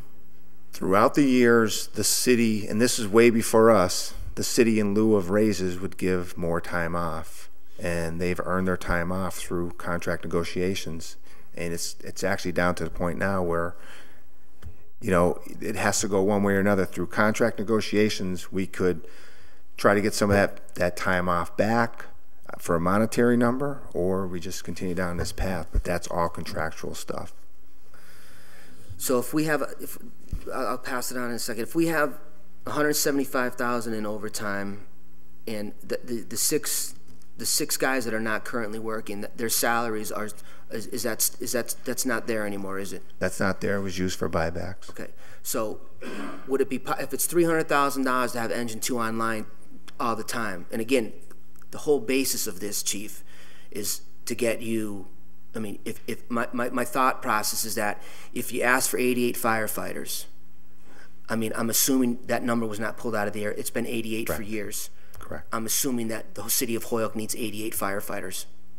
Correct. Is that an accurate statement? Correct. Okay. So since we have 72 and we were allocated for 78, I mean, could we use, how much would it cost us just to have that apparatus online weekends, or you know, Monday, Wednesday, Friday, Sunday? I mean, any sort of way. I mean, if the idea is that the city of Holyoke has 5 engines, the city of Holyoke must need 5 engines. That's not my decision. I leave it to the experts. We have the number of cruisers for that reason. We have the number of apparatus for that reason. So if we have 5 engines, I would think that we need 5 engines. Otherwise, we would sell that engine, or sell the ladder, or sell the truck, because we need the money. Right. But if the request that you requested, and what I'm trying to get you, is 6 engines, I mean, what is it going to take? I mean, $300,000. You know, you get a check tomorrow for $300,000. Engines back online. Right. But I mean, let's think outside the box for a moment. We've got $175,000 in overtime. We have 6 guys that are no longer with us, which I think, had you come to us with a contractual obligation for monies, we would have had to have given it to you from free cash, which would have let that money loose, which is neither here nor there at that point. I'm just thinking, like, well, has the idea gone before the commissioners saying, you know what, we don't have enough money to have that on from now until June 30th, but you know what, we can do weekends for it, or we can do nights on it. I mean, is that a possibility, or is it the engine's browned out, it's browned out, that's it? Occasionally, I'll allow them to hire overtime, like Christmas and New Year's, and so that's an option that we can occasionally do depending on what we have for overtime funds. So I mean, keep an eye on it and see what happens. 300,000 more would basically keep it up and running for the rest of the year. Until June 30th. Until June 30th. Apologies. Yeah, because I mean, if you look at the budget, if you go down what was proposed by the mayor and what was voted by the city council, only one line item was cut. Right. You did not cut the firefighters line item. We didn't cut them at all. And contractually, the one item that we cut was funded anyways. Correct? Yes. Okay. And that $11,000 was taken from. To be, I mean, it does. And from the personnel, yeah. Right, because when it goes from personnel to personnel, it only requires the mayor's approval. Right. Okay, so the only line item that the city council was ignored anyways. Right. Okay. Yeah. One last question for this moment: our insurance rating, the ISO that we have. Yes. I mean, if the insurance companies of the world think that the city of Holyoke needs 6 engines, and we take 1 offline, does that have any impact on that at all, do you know? We just did an ISO rating, and they know Engine 2 is browned out, and it did not affect the rating. Thank you. Councilor Graney? Yeah, just quickly, Chief, the retirement status of the department now, do you foresee in the near future retirees or more retirements coming? and personnel being replaced, because if there are retirements coming in the near future, of course, those are going to be severance benefits and so on and so forth. Correct. Be taken up. In the pipeline, 3 potentially before June. I currently have a request out for, I believe, $30,000 for a buyback for somebody who recently retired. So total for those 3 firefighters that are retiring, ballpark figure in terms of monetary? I would say 20 to 30,000 each. Everyone's different depending on your rank structure or how much time or what you have saved up. And do you have the money in the budget for that? No. That was all brought up to City Council in the past. Yep. Councilor Lopez. Forget about me. Sir. Chief, just can you give me an update? Are you going to hire any new firefighters this year? Or that's not going to happen? We are actually in the process of hiring 10 off of the SAFER grant, and the interviews are going to be on the 25th of this month. The real problem with this is civil service takes a long time. We asked for a list back in September, October last year when we got the grant. Civil service told us to hold off because a new list was coming in December. So we got the new list in December, let the applicants come in and sign. Now we're doing the background checks. That takes about a month. So on the 25th, we're going to interview. Then they're going to have to do PAT. They're going to have to do all these other things. That's another 3 or 4 months. So we'll have 10 new firefighters in by June, with 5 of them before that, 5 of them going to the academy during that time as well. And they should be done, I don't know, July maybe. But we'll have at least 10 new firefighters coming in. So I just want to hear you again. So the brown owl will be there for a long time, if I'm hearing you correctly. Not if you're going to fully fund the fire department. Well, not us. I mean, we don't. I'm just saying, the brownouts have to continue because I'm already halfway through my overtime and we're halfway through the year. So obviously, if you're going to keep going down that path, it's going to happen now. And so, can you give me a number? How much money you're saving by doing the brownout? Do you have a number? How much are you saving? I mean, you need $300,000 to bring her back. Right. You're saying that it's down 50%. Right. So can you give me a number how much that is? Well, I typically ask for $600,000. I got $350,000, so that's really where you're at now.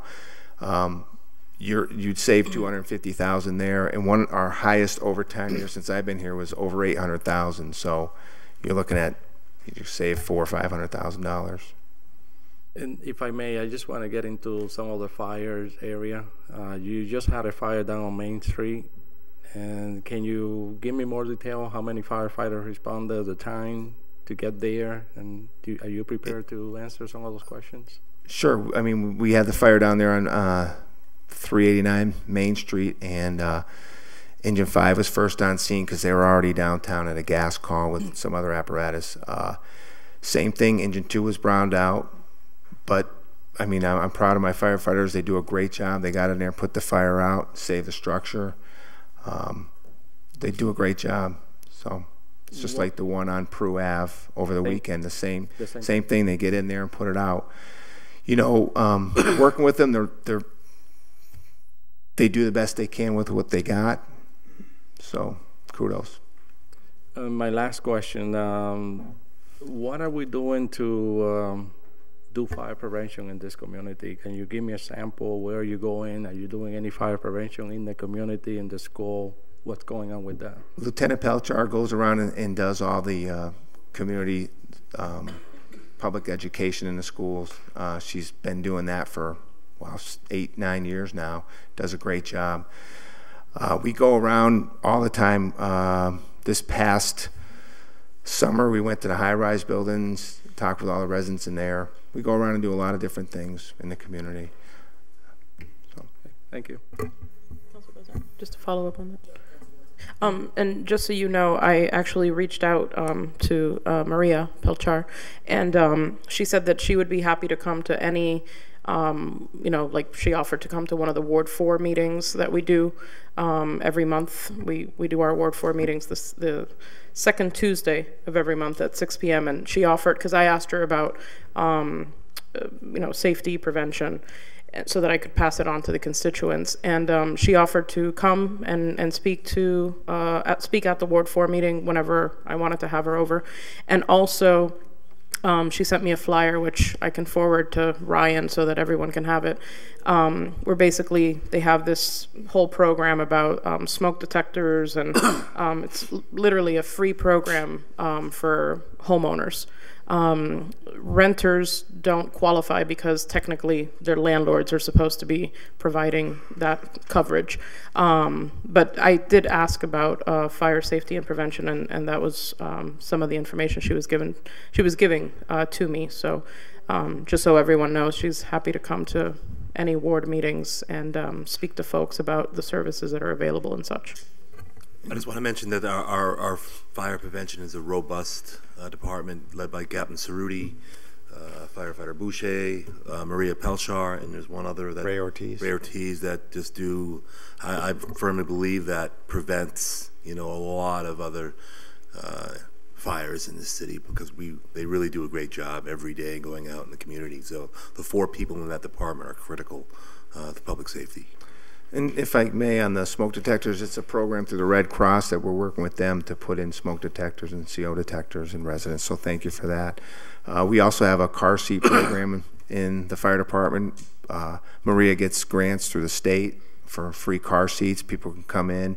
We actually install them with certified installers, firefighters that are certified to do it. In that vein of thought, and it just came to me, and I know Tom Paquin, McGillicuddy, Joe Boyer, Maria, I mean, I worked with them all. Great fact. Fire prevention does a great job. There's no question about that. I mean, has there been a discussion about whether or not, you know, we have 3 days a week, we got 4 in there, and we put 2 on an engine? That discussion comes up, but I just want to let it be clear that the fire chief determines the size of the fire prevention department. And quite honestly, I could use 2 more people in there. So there, but I mean, are all four allocated as fire prevention?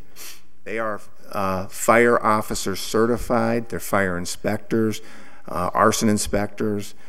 They're all certified to do all this stuff. The state now has so many criteria that you have to follow legally that when somebody comes into fire prevention, their first 6 months are going to class and learning how to do all this stuff so that we can cover ourselves as a city to ensure that we're doing the right thing.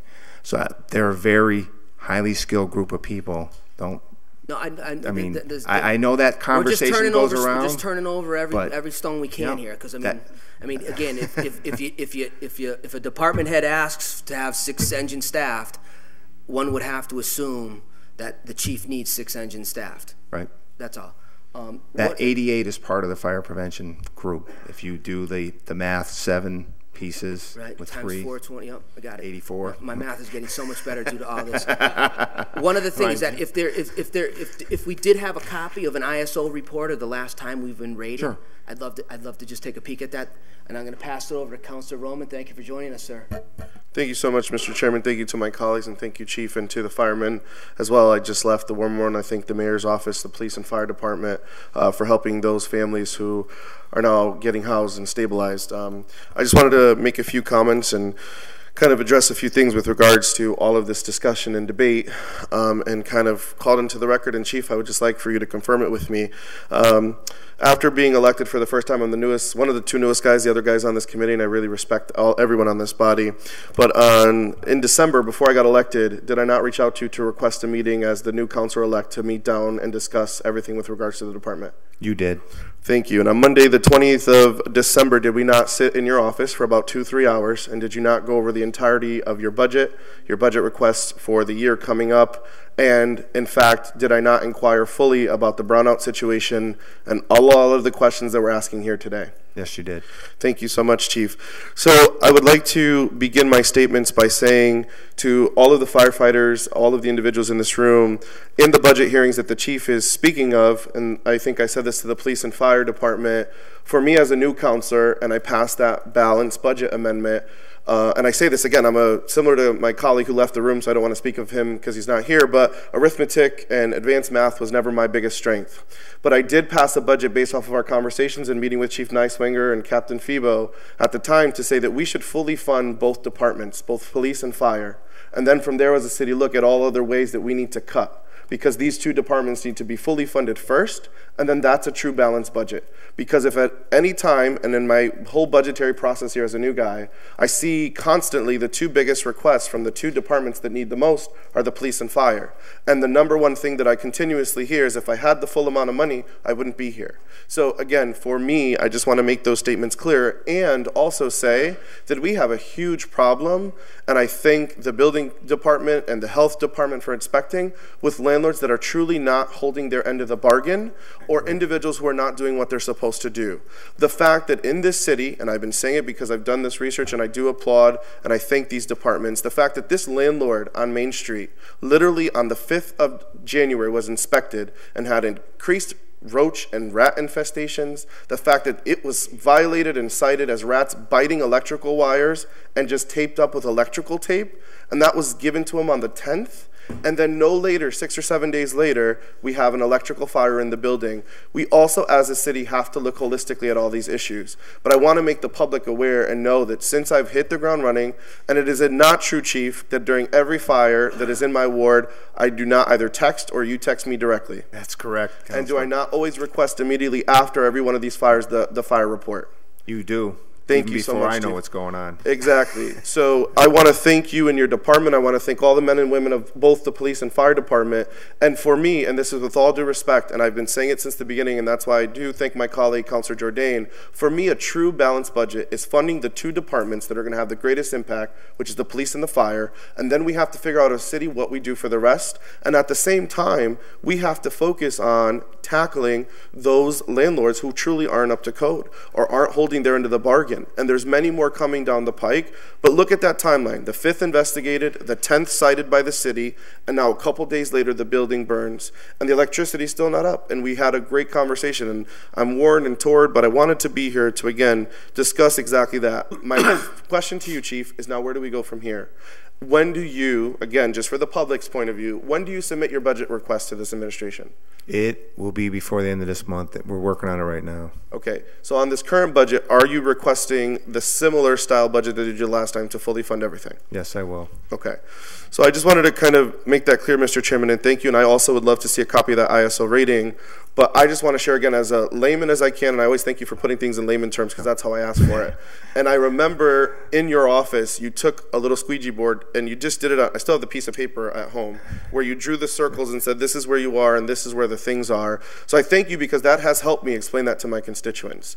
And I think that we need to get out there, but truly with these line item budgets, we need to fully fund these departments. So I thank you for being here. I just wanted to clarify that for the public because some people think that I didn't ask, and I thank the police chief as well for always taking those meetings with me.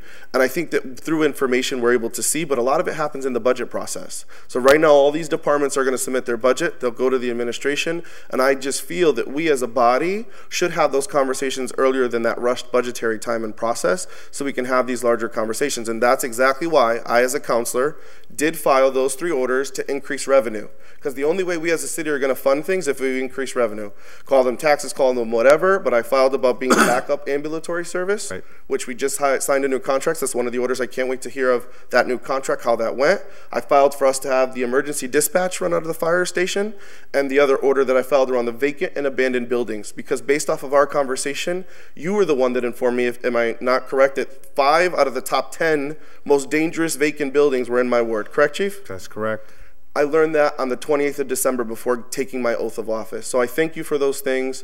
I just wanted to bring that up to the public view because I've been getting a lot of phone calls, texts, and emails as to why I haven't been inquiring or why I haven't been present or on the board. But I just wanted to make that known to the public and just share that. Thank you, Mr. Chairman. Councilor McGivern. Thank you, Mr. Chairman. Chief, I'd just like to begin and say sincerely to thank you and congratulate every firefighter, every public safety police officer, every medical provider that responded to the New Year's Day event, New Year's Day tragic incident itself with incredible professionalism, with incredible heroic action. I mean, we've, over the history of Holyoke, have seen responses that called for heroism in our firefighters and police officers to do things above and beyond. And this is the one incident I've ever seen where multiple incidents took place of saving life and saving what could be done. And I mean that sincerely. This is, and understandably, more of a budget talk than about a tragic fire. And that's important because this brownout discussion has been going on and off for years now. And I'd like to say, and I'd like to back up why I would support the use of the overtime monies. And I would do so, Mr. Mayor, if you propose it from the stabilization fund, and I'll fight for that $300,000. And I think it's the best way to approach this. But before we get into that, historically, before Proposition 2.5 was passed as law in 1982, which limits, as we all know, the amount of taxes we can raise locally, the city was very flexible with the amount. We had another fire station that came offline, which was Highland. We had, meaning we had more apparatus, we had more firefighters, and I don't know if we were ever at 4 per apparatus, but I bet we were. Some of what I'm talking to you about is when I was in high school, some of it is when I was a very young city councilor with a lot more hair. The important thing is Proposition 2.5 came along, and the mayors were faced with dealing with that. And cuts were made in budgets, things were done to adjust to it. And in the beginning, it wasn't horrible. But by 1992, when Mayor Dunn left us to go to take his seat in the state Senate, we were seeing the first budget constraints because of that 1982 law. Some people here know, or if they haven't know what they've been told about, in the fiscal 1992 budget, we were about to lay off a third of what was left of the fire department, the police department, the DPW, close Parks and Rec, close the library, and devastate the schools. The good taxpayers of this city passed an override that's one of the largest in our area, that allowed us to stabilize the budget. It was close to, the request was close to $5 million. The override was close to $3 million, and we did so. And immediately after that, in the years to come, as things have a tendency to stabilize, we started our stabilization fund appropriately, and we saved it and said this will be to protect us from ever approaching something like that again. And we've done so without adding any money in recent years, and just with the interest that money is earned, the way it's invested. We have a 10% stabilization fund of what our budget is. It's not a lot, but it can be and should be used in times like this. Why? Because what we learned was, yes, we'd like to see 4 firefighters per apparatus. We'd like to see more police officers than we have. But that not only costs the money in the budget of funding the salary, you have to fund the benefits, and you still are going to have vacation time and sick time, so to speak. The good mathematicians in the auditor's department and the people that can do math better than any city councilor determined it's actually, if not abused, cheaper to use overtime in these situations. So we've supplemented the budget with overtime over the years to make sure we can keep the apparatus running. Recently, and I'm not sure if we were as close as we were in 1992, we've experienced budget constraints. You could talk to 15 of us, each of us have our own idea of why. I believe it's mostly because the Mount Tom coal plant, our number 2 tax provider, came offline, not without warning, but they shut down. It's going to take us years to make up those dollars. It will happen. Property values will increase, new businesses will bring in, we'll eventually get back to something that's more stable. And that's why I propose using the stabilization fund to be able to avoid the brownout whenever possible. It's a small thing I think we can do. I think the taxpayers of this city would support that because I believe they understood in 1992. I believe they understand in 2017 the need to back up our police and fire departments for the services that you do provide. When we, and it was said during the budget hearings in more than one way, don't come back, you know, we expect department heads to come back. That guy behind you has come back twice already this year, you know. it's part of, not a game, but it's part of a moving target that we have to see in the beginning of the year, partway through the year, and then when we get through halfway through the year, what do we need to get to the next year and restart the negotiations over again in terms of the budget itself. It's not an easy thing to do for you, for any department head. It's a very difficult thing to do, to keep, especially a larger department, to keep track of it. And that's why we have auditors and people there to kind of give us the hints as to what's going on. But I just wanted to publicly say that I do congratulate everybody that participated and for your efforts and your any way, the heroism that was provided to address that tragic situation. But I will support stabilization money being used to get us through the rest of the year. Thank you, sir.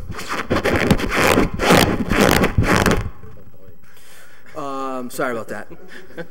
Just to lighten the mood a little bit. Obviously, Chief, again, this is not defaulting anyone, but I guess the $1 million question is, do you need the funds for Engine 2 from the city of Holyoke? Do you need that piece of apparatus online? Do I need to keep it operational? Well, there's options that you can do. If you want to do 4 firefighters in every piece of apparatus, you wouldn't need Engine 2. So if you were to take Engine 2 out of service and move those people and have 4 on truck 1, Engine 1, that's an option. I prefer to have the flexibility to have that there, but that's totally up to the city council. I did tell you that the ISO report is 4 pumps, 2 trucks. That's what the city requires because you have to have a pump in every station. Headquarters has 2. I like the flexibility to have that there. You'd like the flexibility to have what, where? Pumps there. But I also understand the financial constraints. No, right, but again, forget about the money. Finding the money is our problem. Your issue is, running the fire department to the best of your ability, right. Which you are, and there's no question about that amongst anyone here. My question again is that, do you need the money? Does the Holyoke Fire Department need that engine back up and running full time? If you put 4 in every piece, then you can get rid of the engine. Otherwise, I would keep the engine there. Which would put us at and how you have many, enough manpower on a fire ground to operate. But I mean, but putting 4 on again, is that 3 firefighters and an officer? Correct. Right. So do we have enough firefighters at 72 at this point to do that? No. And do we have the money to even put 6 more guys on? No. Right. We have no money. Right. Right. So I mean, so I guess the size of the fire department is determined by the community, and that's the city council. Right.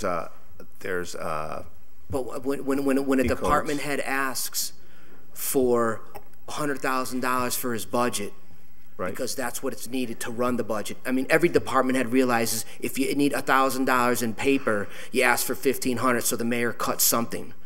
But the 10 firefighters were cut, and we have an engine browned out. So again, I'm just, as Councilor McGivern pointed out, the stabilization fund, which really we don't use that money for, I mean, you probably would get the support to put that engine back online. So, I mean, do you want the engine online? So during the next budget process, we can have that discussion. From now until June 30th, do you want that engine back online? I will take the engine back online. I said every fire chief in the country wants to have more resources available to fight any fire or any emergency situation. I will gladly take the money and put the piece back online. Okay. If the city council is gracious enough to give me the money. This is typically, give me a moment. This is typically not precedent, but since we have a plethora of firefighters here, I'll make a motion to let a few of you speak for a very brief, like a minute or 2. This is not, and listen, if it turns into a slam contest, I'm going to turn the microphones off. So anybody that wants to talk disrespectful about anybody on the fire department, anybody in this room, the microphones get turned off. That's simple. The lights go off, the show's over. All right? I will make that motion. If I don't get a majority of the committee to vote to allow the public to speak, it ain't going to happen. Plain and simple. So the motion I am making is to allow the public to speak for under 2 minutes on this matter. Is there a second? Second, just for discussion, but again, I don't want to All right, we have a second. Could I make an amendment to that motion? Make amendment to that motion. I would make an amendment to allow any citizen of Holyoke to speak. Is there a second on that motion? Motion fails for lack of a second. The motion on the floor that's been seconded is to allow the public to speak on this matter for under 2 minutes. Discussion? Under discussion. No slamming. All right. First sign of that, we're out of here. We're going to get this old jarhead to start swinging, so we don't want that to happen. Right, boys? All right, so it goes to a vote. If it's tie, it's a loss. So the motion on the floor is to allow the public to speak for under 2 minutes on this matter. All in favor? Aye. Aye. Motion passes. We're going to keep it to about seven folks. So if anyone you want one guy to speak and you all want to say the same thing, send one guy up, okay? 7 speakers, top it off, under 2 minutes, and we're gonna do it with love in our heart. And no personal attacks. No personal attacks. I don't want to hear names mentioned. Again, the power button is right back there. I'll just go flip a switch. Anyone wish to speak on this matter, whether it's a commissioner, the fire chief, the deputy, it's open. Please state your name, who you're with, and sort. Chad Cunningham, president of the Holyoke Fires Union.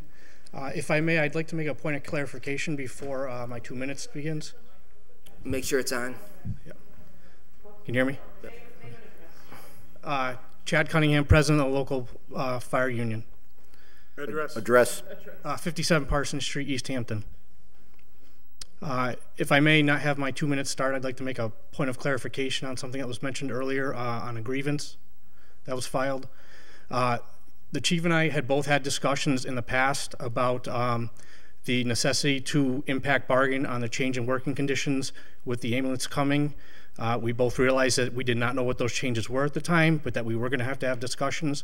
The grievance was filed to protect that timeline, and the mere mention of the grievance existing is actually a violation of the grievance process, and we could, in fact, file another grievance for doing so. So I just wanted to clear that up, that the grievance was filed to protect our timeline so that we can still impact bargain for the changes. The city has stopped bargaining with us at the moment because of some other things that are going on, so we are not able to do that, and that's the reason the grievance was filed. So, I would also like to now say that the union's issue with the chief is not the budgetary issues. Our issue was some of the things that he said after the fire, and we felt that there was a lack of support for the fire department, that this was ongoing, and it's a separate issue, and it's not an issue for this committee. Our issue is within the budget and the mayor and how he has underfunded the fire department and continued to shorten our staffing, and then come out and say that there were things like an adequate response to the fire on January 1st, and that use response times. Response times don't matter. What matters is how many people arrive on scene. And if you want to bring NFPA standards into this, the NFPA standard is 15 people on scene for a 2,000 square foot single family house with no basement. For a 5-story, 95 room structure, you need 28 people to be on scene immediately. In Holyoke, if you operate a quint, you're supposed to have 5 members on that piece of apparatus. Nowhere do we meet any of the NFPA standards. And to try to use those as an effective way of saying that, we're okay, it's not, because it's not accurate. The simple fact is, if we have 88 firefighters on our department and 22 lieutenants and 9 captains and the deputy chiefs we need, there will not be a staffing issue. There will not be an Engine 2 issue. There will not be an overtime issue. There's talk of overtime's been $800,000 and $600,000. And you know what? It has in the past. It was $800,000 when our staffing dropped down to 66 firefighters because of retirements and injuries. But when we are fully staffed, I don't know that we would use $300,000 throughout the year. So you can, the mayor and everybody can deflect however they want and discuss that we just want overtime, but that's not the case. We want staffing. We want to work safe. We want our members to go home to their families at night. We want your families to be able to stay in their homes. And that's all I have to say right now. Thank you. Thank you.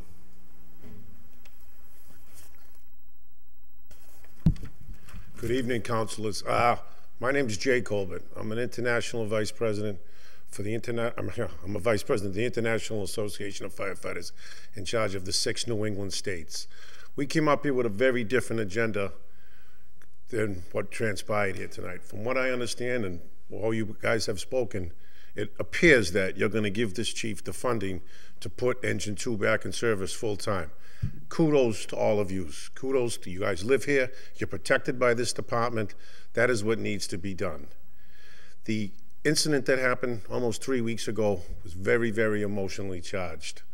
You know, the chief said some things that the union disagreed with, and quite frankly, we on the international level disagreed with them also, because, you know, we do have standards, NFPA, NIST, National Institute, Standards and Technologies, that differ with what the chief was saying. And we came here poised to bring up those things. You guys, to a man and a woman, have risen up and are going to fund this department to the ability that he budgeted it for, and that's going to make everybody in this room, everybody in this city, a whole lot safer.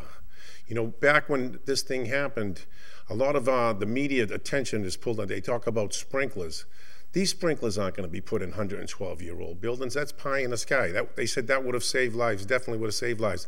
They're not going to retrofit every building, old building in the city of Holyoke built before 1970 to have sprinklers. You're going to have to do it with the men and women of this department who offer you a superior product. The product you're getting out of this battle-tested fire department is almost second to none in the state of Massachusetts. I want to thank you all. I want to thank you for having this hearing. I want to thank you for your own service to the community that you all live in. And thank you very much from the International Association of Firefighters for giving this man the money and the ability to fund this department properly. Thank you very much, guys and gals. Anyone else? Good evening, councilors. Juan Sanchez, 10 Gatehouse Road. I've come upon the issue of public safety before in front of this council. I have a real issue with pinching pennies at the cost of people's livelihoods and safety. It's something that really eats at me, specifically with in regards to Engine 2. If I'm correct, Engine 2 is supposed to cover the lower wards. I understand that there's these standards called NFAP standards. I'm pretty sure that those standards don't take into account how a city is designed, right? And the city of Holyoke is specifically designed as an industrial city. And specifically, the lower wards are designed with buildings that have 60 to 70 to 40 to 50 residents in them, as opposed to Ward 5, 6, and 7, which are more homeowners and have single-family homes with 4, maybe 3, maybe 2 people. So I don't understand where the decision came from the fire chief or from the city as a whole when making the budget when it comes to deciding that Engine 2 should specifically be browned out, considering that that's an engine that should be covering a neighborhood that has these buildings, right, because of the way Holyoke was designed, that has 30, 40, 20, 15 families in it, as opposed to Station 6 or Station 7, where fires aren't as common, and if a fire does happen, God forbid that it does, it would be more so a single-family dwelling fire as opposed to the fires that do happen in the lower wards. I have once again, for me, it's a social justice issue. I'm trying to stay away from talking about the social justice aspect of it. But once again, I'm not okay. I feel that the role of a city is to serve its citizens. I think that first role is to ensure its public safety. And I think that the city of Holyoke is doing a not so good job at doing so by not doing the proper budget, which funds our proper police and fire budget, especially for considering the history of this city and the fires. You know, many years ago, my grandmother was a victim of a fire. We lost everything. We lost all the pictures of my aunts and uncles, our nieces, our nephews, all that stuff. Considering the history, considering the way that Holyoke is laid out, I just don't understand why Engine 2 specifically was browned out. I would be more so for a rotating brownout from engine to engine, or as City Councilor McGivern offered, to take it out of the stabilization fund to ensure that people feel safe. It's not fair that someone on a hillside road will get 2 engines or a quicker fire service. Another example I want to give, the fire on High in Appleton a few months ago, the first responders was the Holyoke Fire Department. The second responders were the South Hadley Fire Department. You spoke about this city agreement in which when a large fire happens, they're supposed to come. To me, that wasn't a large fire. It's a 4-building dwelling with a corner store and a barber shop. It's not a large fire that needed for the South Hadley Fire Department to respond. And we would have had proper response had Engine 2 been running. So with that said, I think that it should be completely equal throughout the city as far as proper fire coverage and police coverage, no matter where you live at, no matter what ward you live in. I think that if you call 911, if 2 fire trucks show up to Hillside Road, 2 fire trucks should show up to Marshall Street, should show up to South Bridge Street, should show up to Northampton Street, no matter where you live in the city. I just believe that's the role of a city government, is to serve its citizens to the best capabilities that they can, and that to me is key. So once again, that's what I have to say. Thank you. Thank you. If I may. Chief. I can explain this to you and show you how there are 2 engines that respond to a fire. If you want, after the meeting, I can show you. All right, thank you. Hello, my name is Heriberto Izquierdo. I just want to say I live down in 1096 Main Street, Holyoke, resident all my life, born, raised here. I'm a fairly new firefighter in the city of Holyoke. Engine 2 is first response down where I live. If they were browned out, Engine 1 would have been at that fire. If we would have had a fire down where I live, God forbid my house, what engine was going to respond to that fire? Another question is, we do medical calls. This recent fire we had, Engine 5 was first response. Engine 3 was at a medical, and Engine 1 and Truck 1 was at a gas call. Thank God they were able to put the fire out, because you don't know what a fire is going to do. We're trained to just get in there, do what we got to do, put a fire out. But you don't know where the fire is at, what's going to do. Luckily, the fire was able to be contained, put out, no lives were lost, all that type of stuff, But it could have went worse. It could have easily been a lot worse. That fire could have easily went totally wrong. We could have lost lives at that fire. So that's all I have to say about that. And I'd like to thank my counselor for standing by. We should fully fund fire department and the police department. They should be number 1. Again, I've been working for the city of Holyoke for the past 10 years. DPW for 9 years before getting into the fire department. I know where our money is going. I know where our money is wasted. So that's all I got to say about that. And it's sad to see where money is being wasted in this city, and where it could go, where it should go, where, to residents and stuff like that, where it's more important. That's all I got to say. Thank you. Thank you. Councilor Graney. Ladies and gentlemen, I just want to say what we're trying to do here as counselors, as first responders, as firefighters, as citizens. I hope what we're trying to do is start a healing process from a very terrible tragedy that happened in our community. And I hope that we're all going to get together and stop the blame game and stop the naming game and all that stuff, and work to prevent this from happening again. And I hope when we walk out of this building, that's what's going to happen, instead of all this carping and everything else. And I understand people are emotional, but we had a terrible tragedy where families were affected, deaths were involved, and we want to heal the process and see if we can prevent it from happening again. So please, let's move on. We know what happened. We know what the problems are. We're trying to solve the problems. Anyone else? Thank you, councilors. My name is Art Williamson. I am the district representative for the professional firefighters in Massachusetts, but also I am a lifelong resident of the city of Holyoke, Norwood Terrace. I would like to commend Councilor Roman, Councilor McGivern, and the talk that I did hear here. As I said, I'm a lifelong resident. I remember what Councilor McGivern was talking about. I remember the Chestnut Street fire. I remember when Station 4 in Mount Tom was closed. I remember the big fires of the early 80s. But I also want to commend that this Public Safety Committee is realizing, and hopefully the council as a whole, that public safety in the city of Holyoke has to be paramount, absolutely paramount. I commend every one of these guys, and for a personal reason, I commend every guy in blue. The thin blue line in this city is second to none, and I have a personal reason for that. But these two departments, and the councilors need to know, and the mayor needs to know, is these departments need to be fully funded.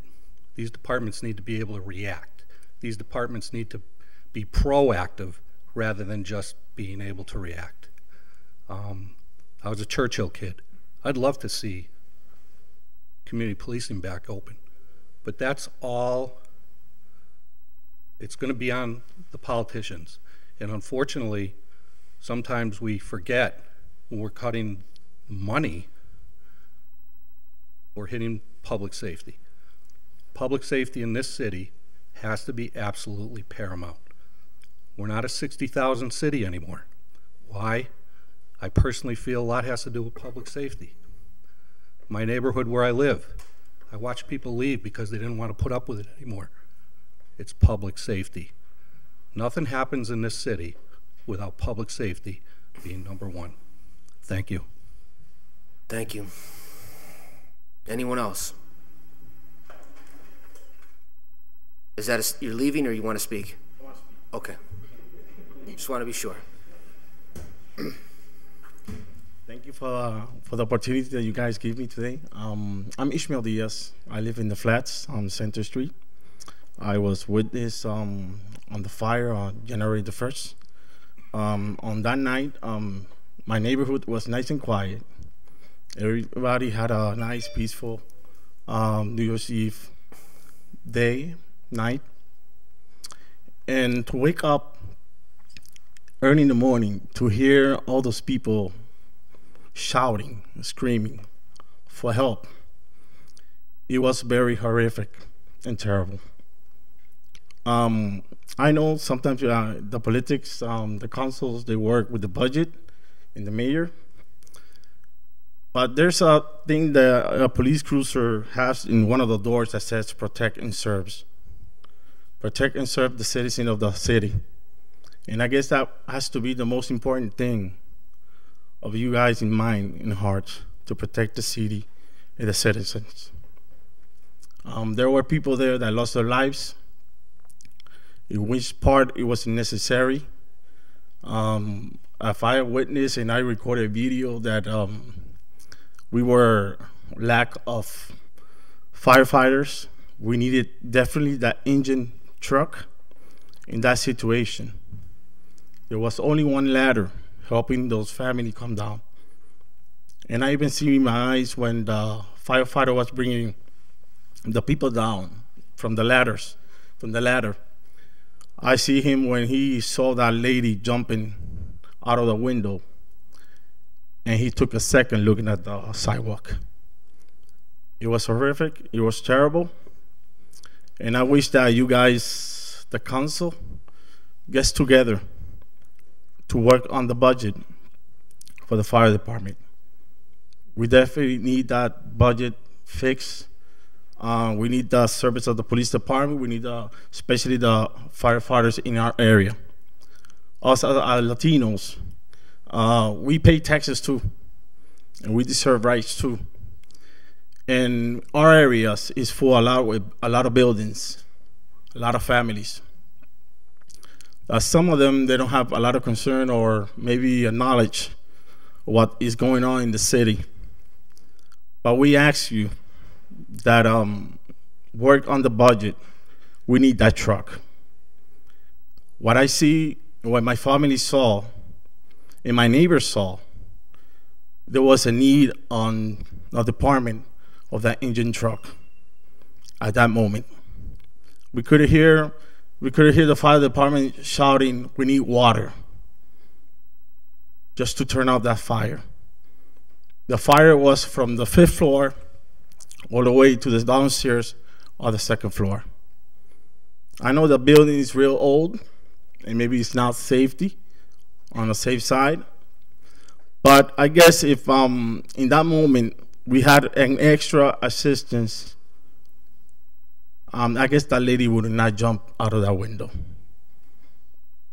I don't know if you guys saw the video from that girl that came out on Bay State Hospital, that she jumped in a mattress or a blanket. At that moment, that lady, before the lady jumped in the mattress, the other lady in the 4th floor jumped. In that morning, I was outside looking at the building because it was in the back of my house.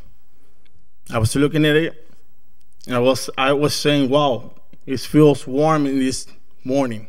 The temperature is nice and warm. But it wasn't warm. It was the fire, the heat of the fire, that we could feel it around our house. Imagine those 5 families in the windows begging for help with their kids in their hands. I don't want to put no fingers, right? Or like the counselor said, we should move on forward. That's what we should do to prevent another situation. This happens again in our Holyoke, especially in our flats. There is a lot of buildings in the city. Thank you very much. Thank you. Closing thoughts, anyone? Last speaker. I'll be brief. Chris Butler, 25 Hickory Street. Through the chair of the committee here, I just wondering if maybe the mayor would be asked if he's going to put forward a funding request or what the plan was from the mayor. Thank you. Mayor, that could be a private conversation. You know, there's a lot to think about.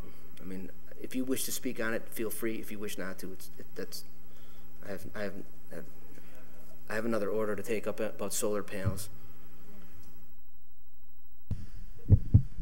Yeah, I'll be very brief. Like others have said, I appreciate the conversation of the council, and obviously I'm not required to be here, but I wanted to make it a point to make sure I heard what folks had to say in the community, residents, firefighters, and of course hear some feedback from the council so that we could have direct conversation and move forward together. I do appreciate the sentiments of the council to move forward and the blame game. I do, of course, want to thank the fire chief and the fire commissioners who were here. I think, you know, what's important to note is that obviously none of us want to see fires happen in our communities, and never did the chief nor I or any fire commissioner wake up and think that a brownout was a good idea and that this is something that we wanted to do today. As the chief said earlier, ideally we would have all of the resources we want to fully staff every department in the city, although we recognize that public safety is paramount. And so obviously I rely heavily on the fire chief's expertise, and given the budget process, we actually, you know, we do have to make tough decisions. And so as mayor, of course, you never want to have to, you know, cut any department when you're talking to department heads about resources and how to allocate funds. But we do work closely together, both with the police chief and the fire chief, to make tough decisions. We have monitored the fire department and the police department budgets over the last 5 years. You know, we have, as was mentioned before, spent a lot of money in overtime in both departments, and the council and I have worked together to try to figure out ways to alleviate those overtime funds. I know I've asked the question many times, even with the 10 new firefighters, you know, let's say we go from 72 to 82, which we are doing in the next few months. Even with 10 new firefighters, we'll still have, we potentially will still have challenges with brownouts and with overtime. And even with 88 fully funded firefighters, we may have a challenge again with overtime. And so what we don't want to do is fully fund the fire department at 88, but still spend over $500,000 to $800,000 on overtime. And so as some counselors have mentioned tonight about, you know, it's been proven that overtime sometimes is cheaper than hiring firefighters. What I've been saying is I want to have this conversation. The chief has already made it clear what he's going to put in his budget for the next fiscal year, as he has in the past. I just wanted to make it very clear that you know, the mayor, the fire chief, any person in government here doesn't want to put anybody's lives at risk. And certainly I'll take the feedback from those folks who have spoken tonight, the counselors, members of the fire department, supporters of the fire department, and you know, try to move forward with all of us on the same page. But you know, the brownout started in December of 2014 after a challenge of resources and funding within the budget. We actually lifted those brownouts when we re-examined some funds in the summer of 2015. And so we're constantly monitoring the budget to see if we can alleviate those brownouts. I know, Councilor Bresnahan, you had mentioned, you know, potentially weekends or nights. You know, we've had, you know, some of those conversations, but, you know, as the union president had said, you know, you can't predict when something is going to happen in your community. And so, you know, maybe it's 50% it's browned out now, and, you know, we can get to 75%, but maybe it's that 25% that time that, you know, something happens where it may have made a difference or helped, right? And so these are conversations that we have constantly. I'm happy to hear there's openness from the council to potentially tap into the stabilization fund. I know there's been resistance to that in the past from a number of councilors for operating expenses in particular. And so I look forward to having conversations with councilors either in small groups or individually, in the coming days to not only formulate a fiscal year 18 budget that could potentially fully fund the fire department, but also how do we get from January 19th today to June 30th, addressing some of the concerns we heard tonight. I'm the CEO of a multi-million-dollar organization working hand in hand with the city council. It would not be responsible for me tonight to make a $300,000 decision without, again, talking directly to councilors, the finance committee, the city auditor, the city treasurer. But I am committed to doing everything we can in the coming days to try to find a solution that addresses the concerns tonight. Thanks, Mayor. Appreciate that.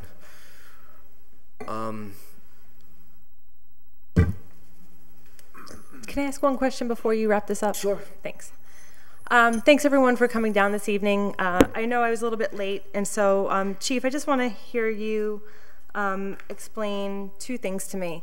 Number one, we keep on talking about fully staffing our department at 88 officers, or firefighters, 88 firefighters, correct. And so, and that is a reflection of the needs that we have for the apparatus, correct? That's to try and, in the attempt to have 4 firefighters on each piece of apparatus.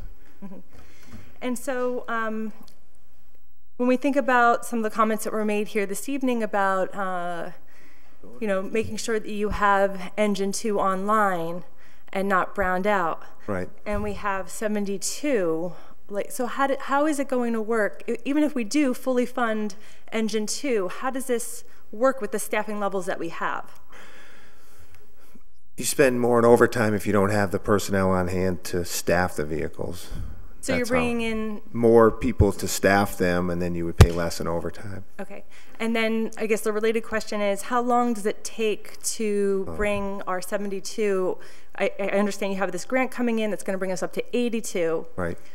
But how long does it take to train and hire people to get us to 88? The process is about 6 months turnaround time, so it takes a while to get them in the system. It's more rapid than I expected, however. Okay, so I just wanted to make sure I understood where the numbers were coming from and how apparatus are going to match up with the staffing levels that we currently have. Okay. Thank you. Thank you. Of course, Chief. Good evening, councilors. Chief Jim Nicemeyer from Holyoke Police Department. Hey, I just wanted to tell you I fully support Chief John Pond. I understand the struggles of the budget. I deal with it myself all the time, and it really is a sliding issue of what we have for resources, what we have for a tax base, and what we can put for firefighters and police officers out in the street. And I'm glad to work with everyone. I'm glad to have the firefighter support. I'm glad to have the chief support. I'm glad to have your support. But John is doing the best he can with the money he has. And he does a commendable job for that. And I lean heavily on John, and we trade back and forth on issues that are very similar between the police department and the fire department. And again, the whole city faces these issues that are challenging. It's great to see that we have the public safety support. But going forward, whether we get the money from the stabilization fund or not, that would be fantastic if the fire department gets the money they need to get through the end of the year. But then we're going to still have the same challenges next year in the budget process.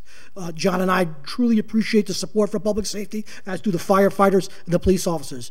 All these men and women in our organizations give their lives for our citizens. They will put their lives on the line every day. And I truly appreciate your support. And again, I just want John to know that I understand where he's coming from, and the police department fully supports him. Thank you. Thanks, Chief. Councilor Sullivan, closing remarks. Yep, thank you. Well, I noticed two people I really would like to address this aren't here right now. When we talk about fully funding a department, it doesn't mean giving the union every single thing they ask for.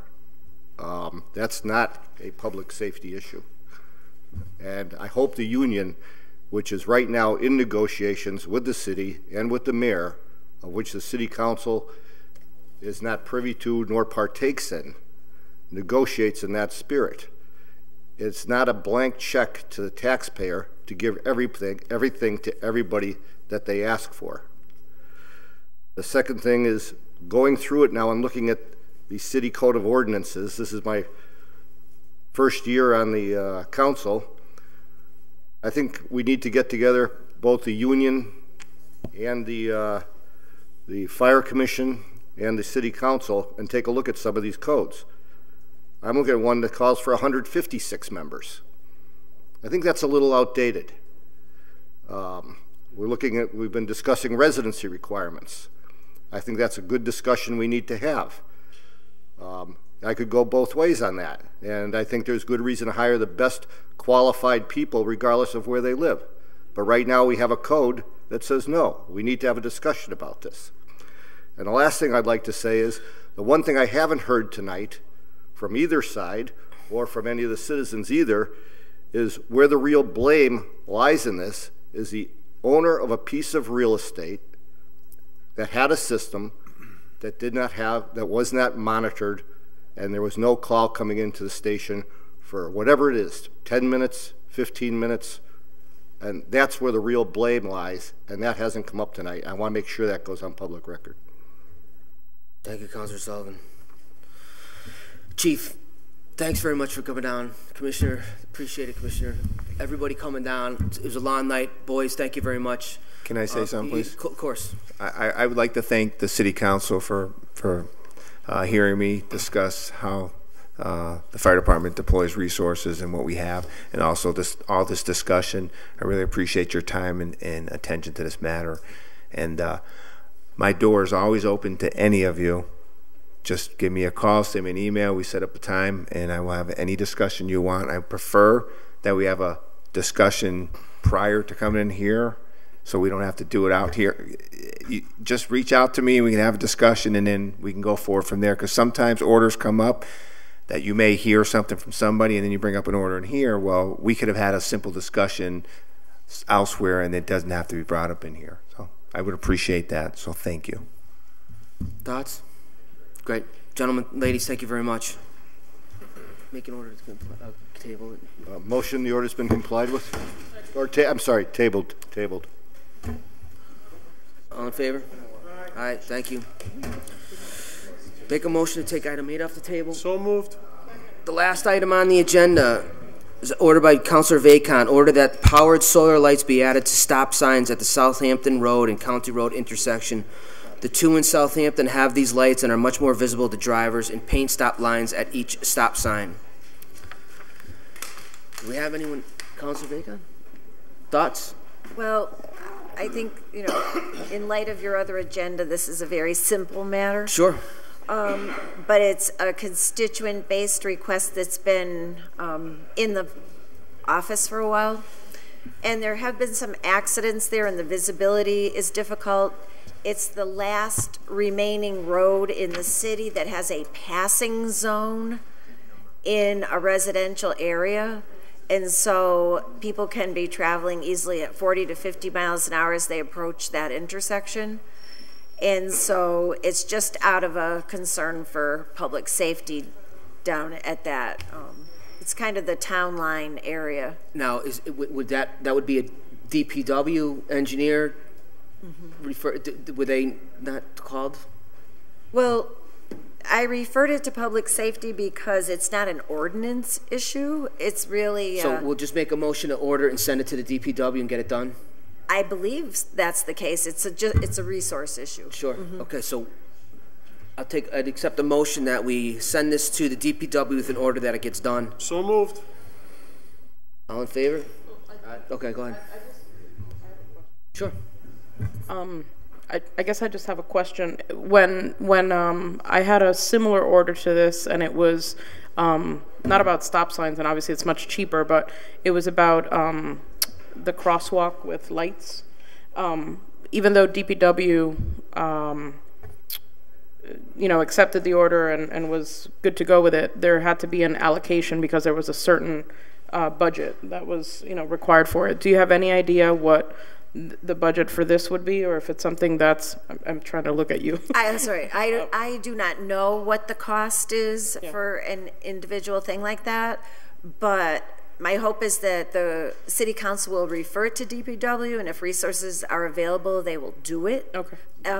At a minimum, the painting of the lines. Yeah, no, that shouldn't be a problem. It's just, I just don't know. Okay. But I'm just thinking Southampton has done it. I don't think they have necessarily really deep pockets. Yep. You know, so I'm thinking if they found it affordable, that there may be resources to do it. I may find that there aren't. But so if the council sends it to DPW, I'll follow up with them to see if there are. So I'm just wondering if it would be helpful to you if there's wording in here that says that, you know, depending on whatever the budget for it is, that, you know, that we would support that if it's not within DPW's budget, that then perhaps it gets referred to the mayor's office for allocation of funds or something. Because that's what we did with the crosswalk with lights. Well, I would accept any assistance the committee is interested in offering. Yeah, so I guess the motion would be to amend the order to say that it's referred to DPW, and that based on the cost, that if it's not within the DPW if more budget, funds are needed. Correct, that they themselves will actually reach out to the mayor's office for allocation of funds. Second. Sure. All right. Gentlemen, thank you, and ladies, for showing up. Appreciate it. It was a long night. We got a lot done tonight. Councilman McGivern, as always, motion to adjourn. Second. All in favor? Aye. Thank you.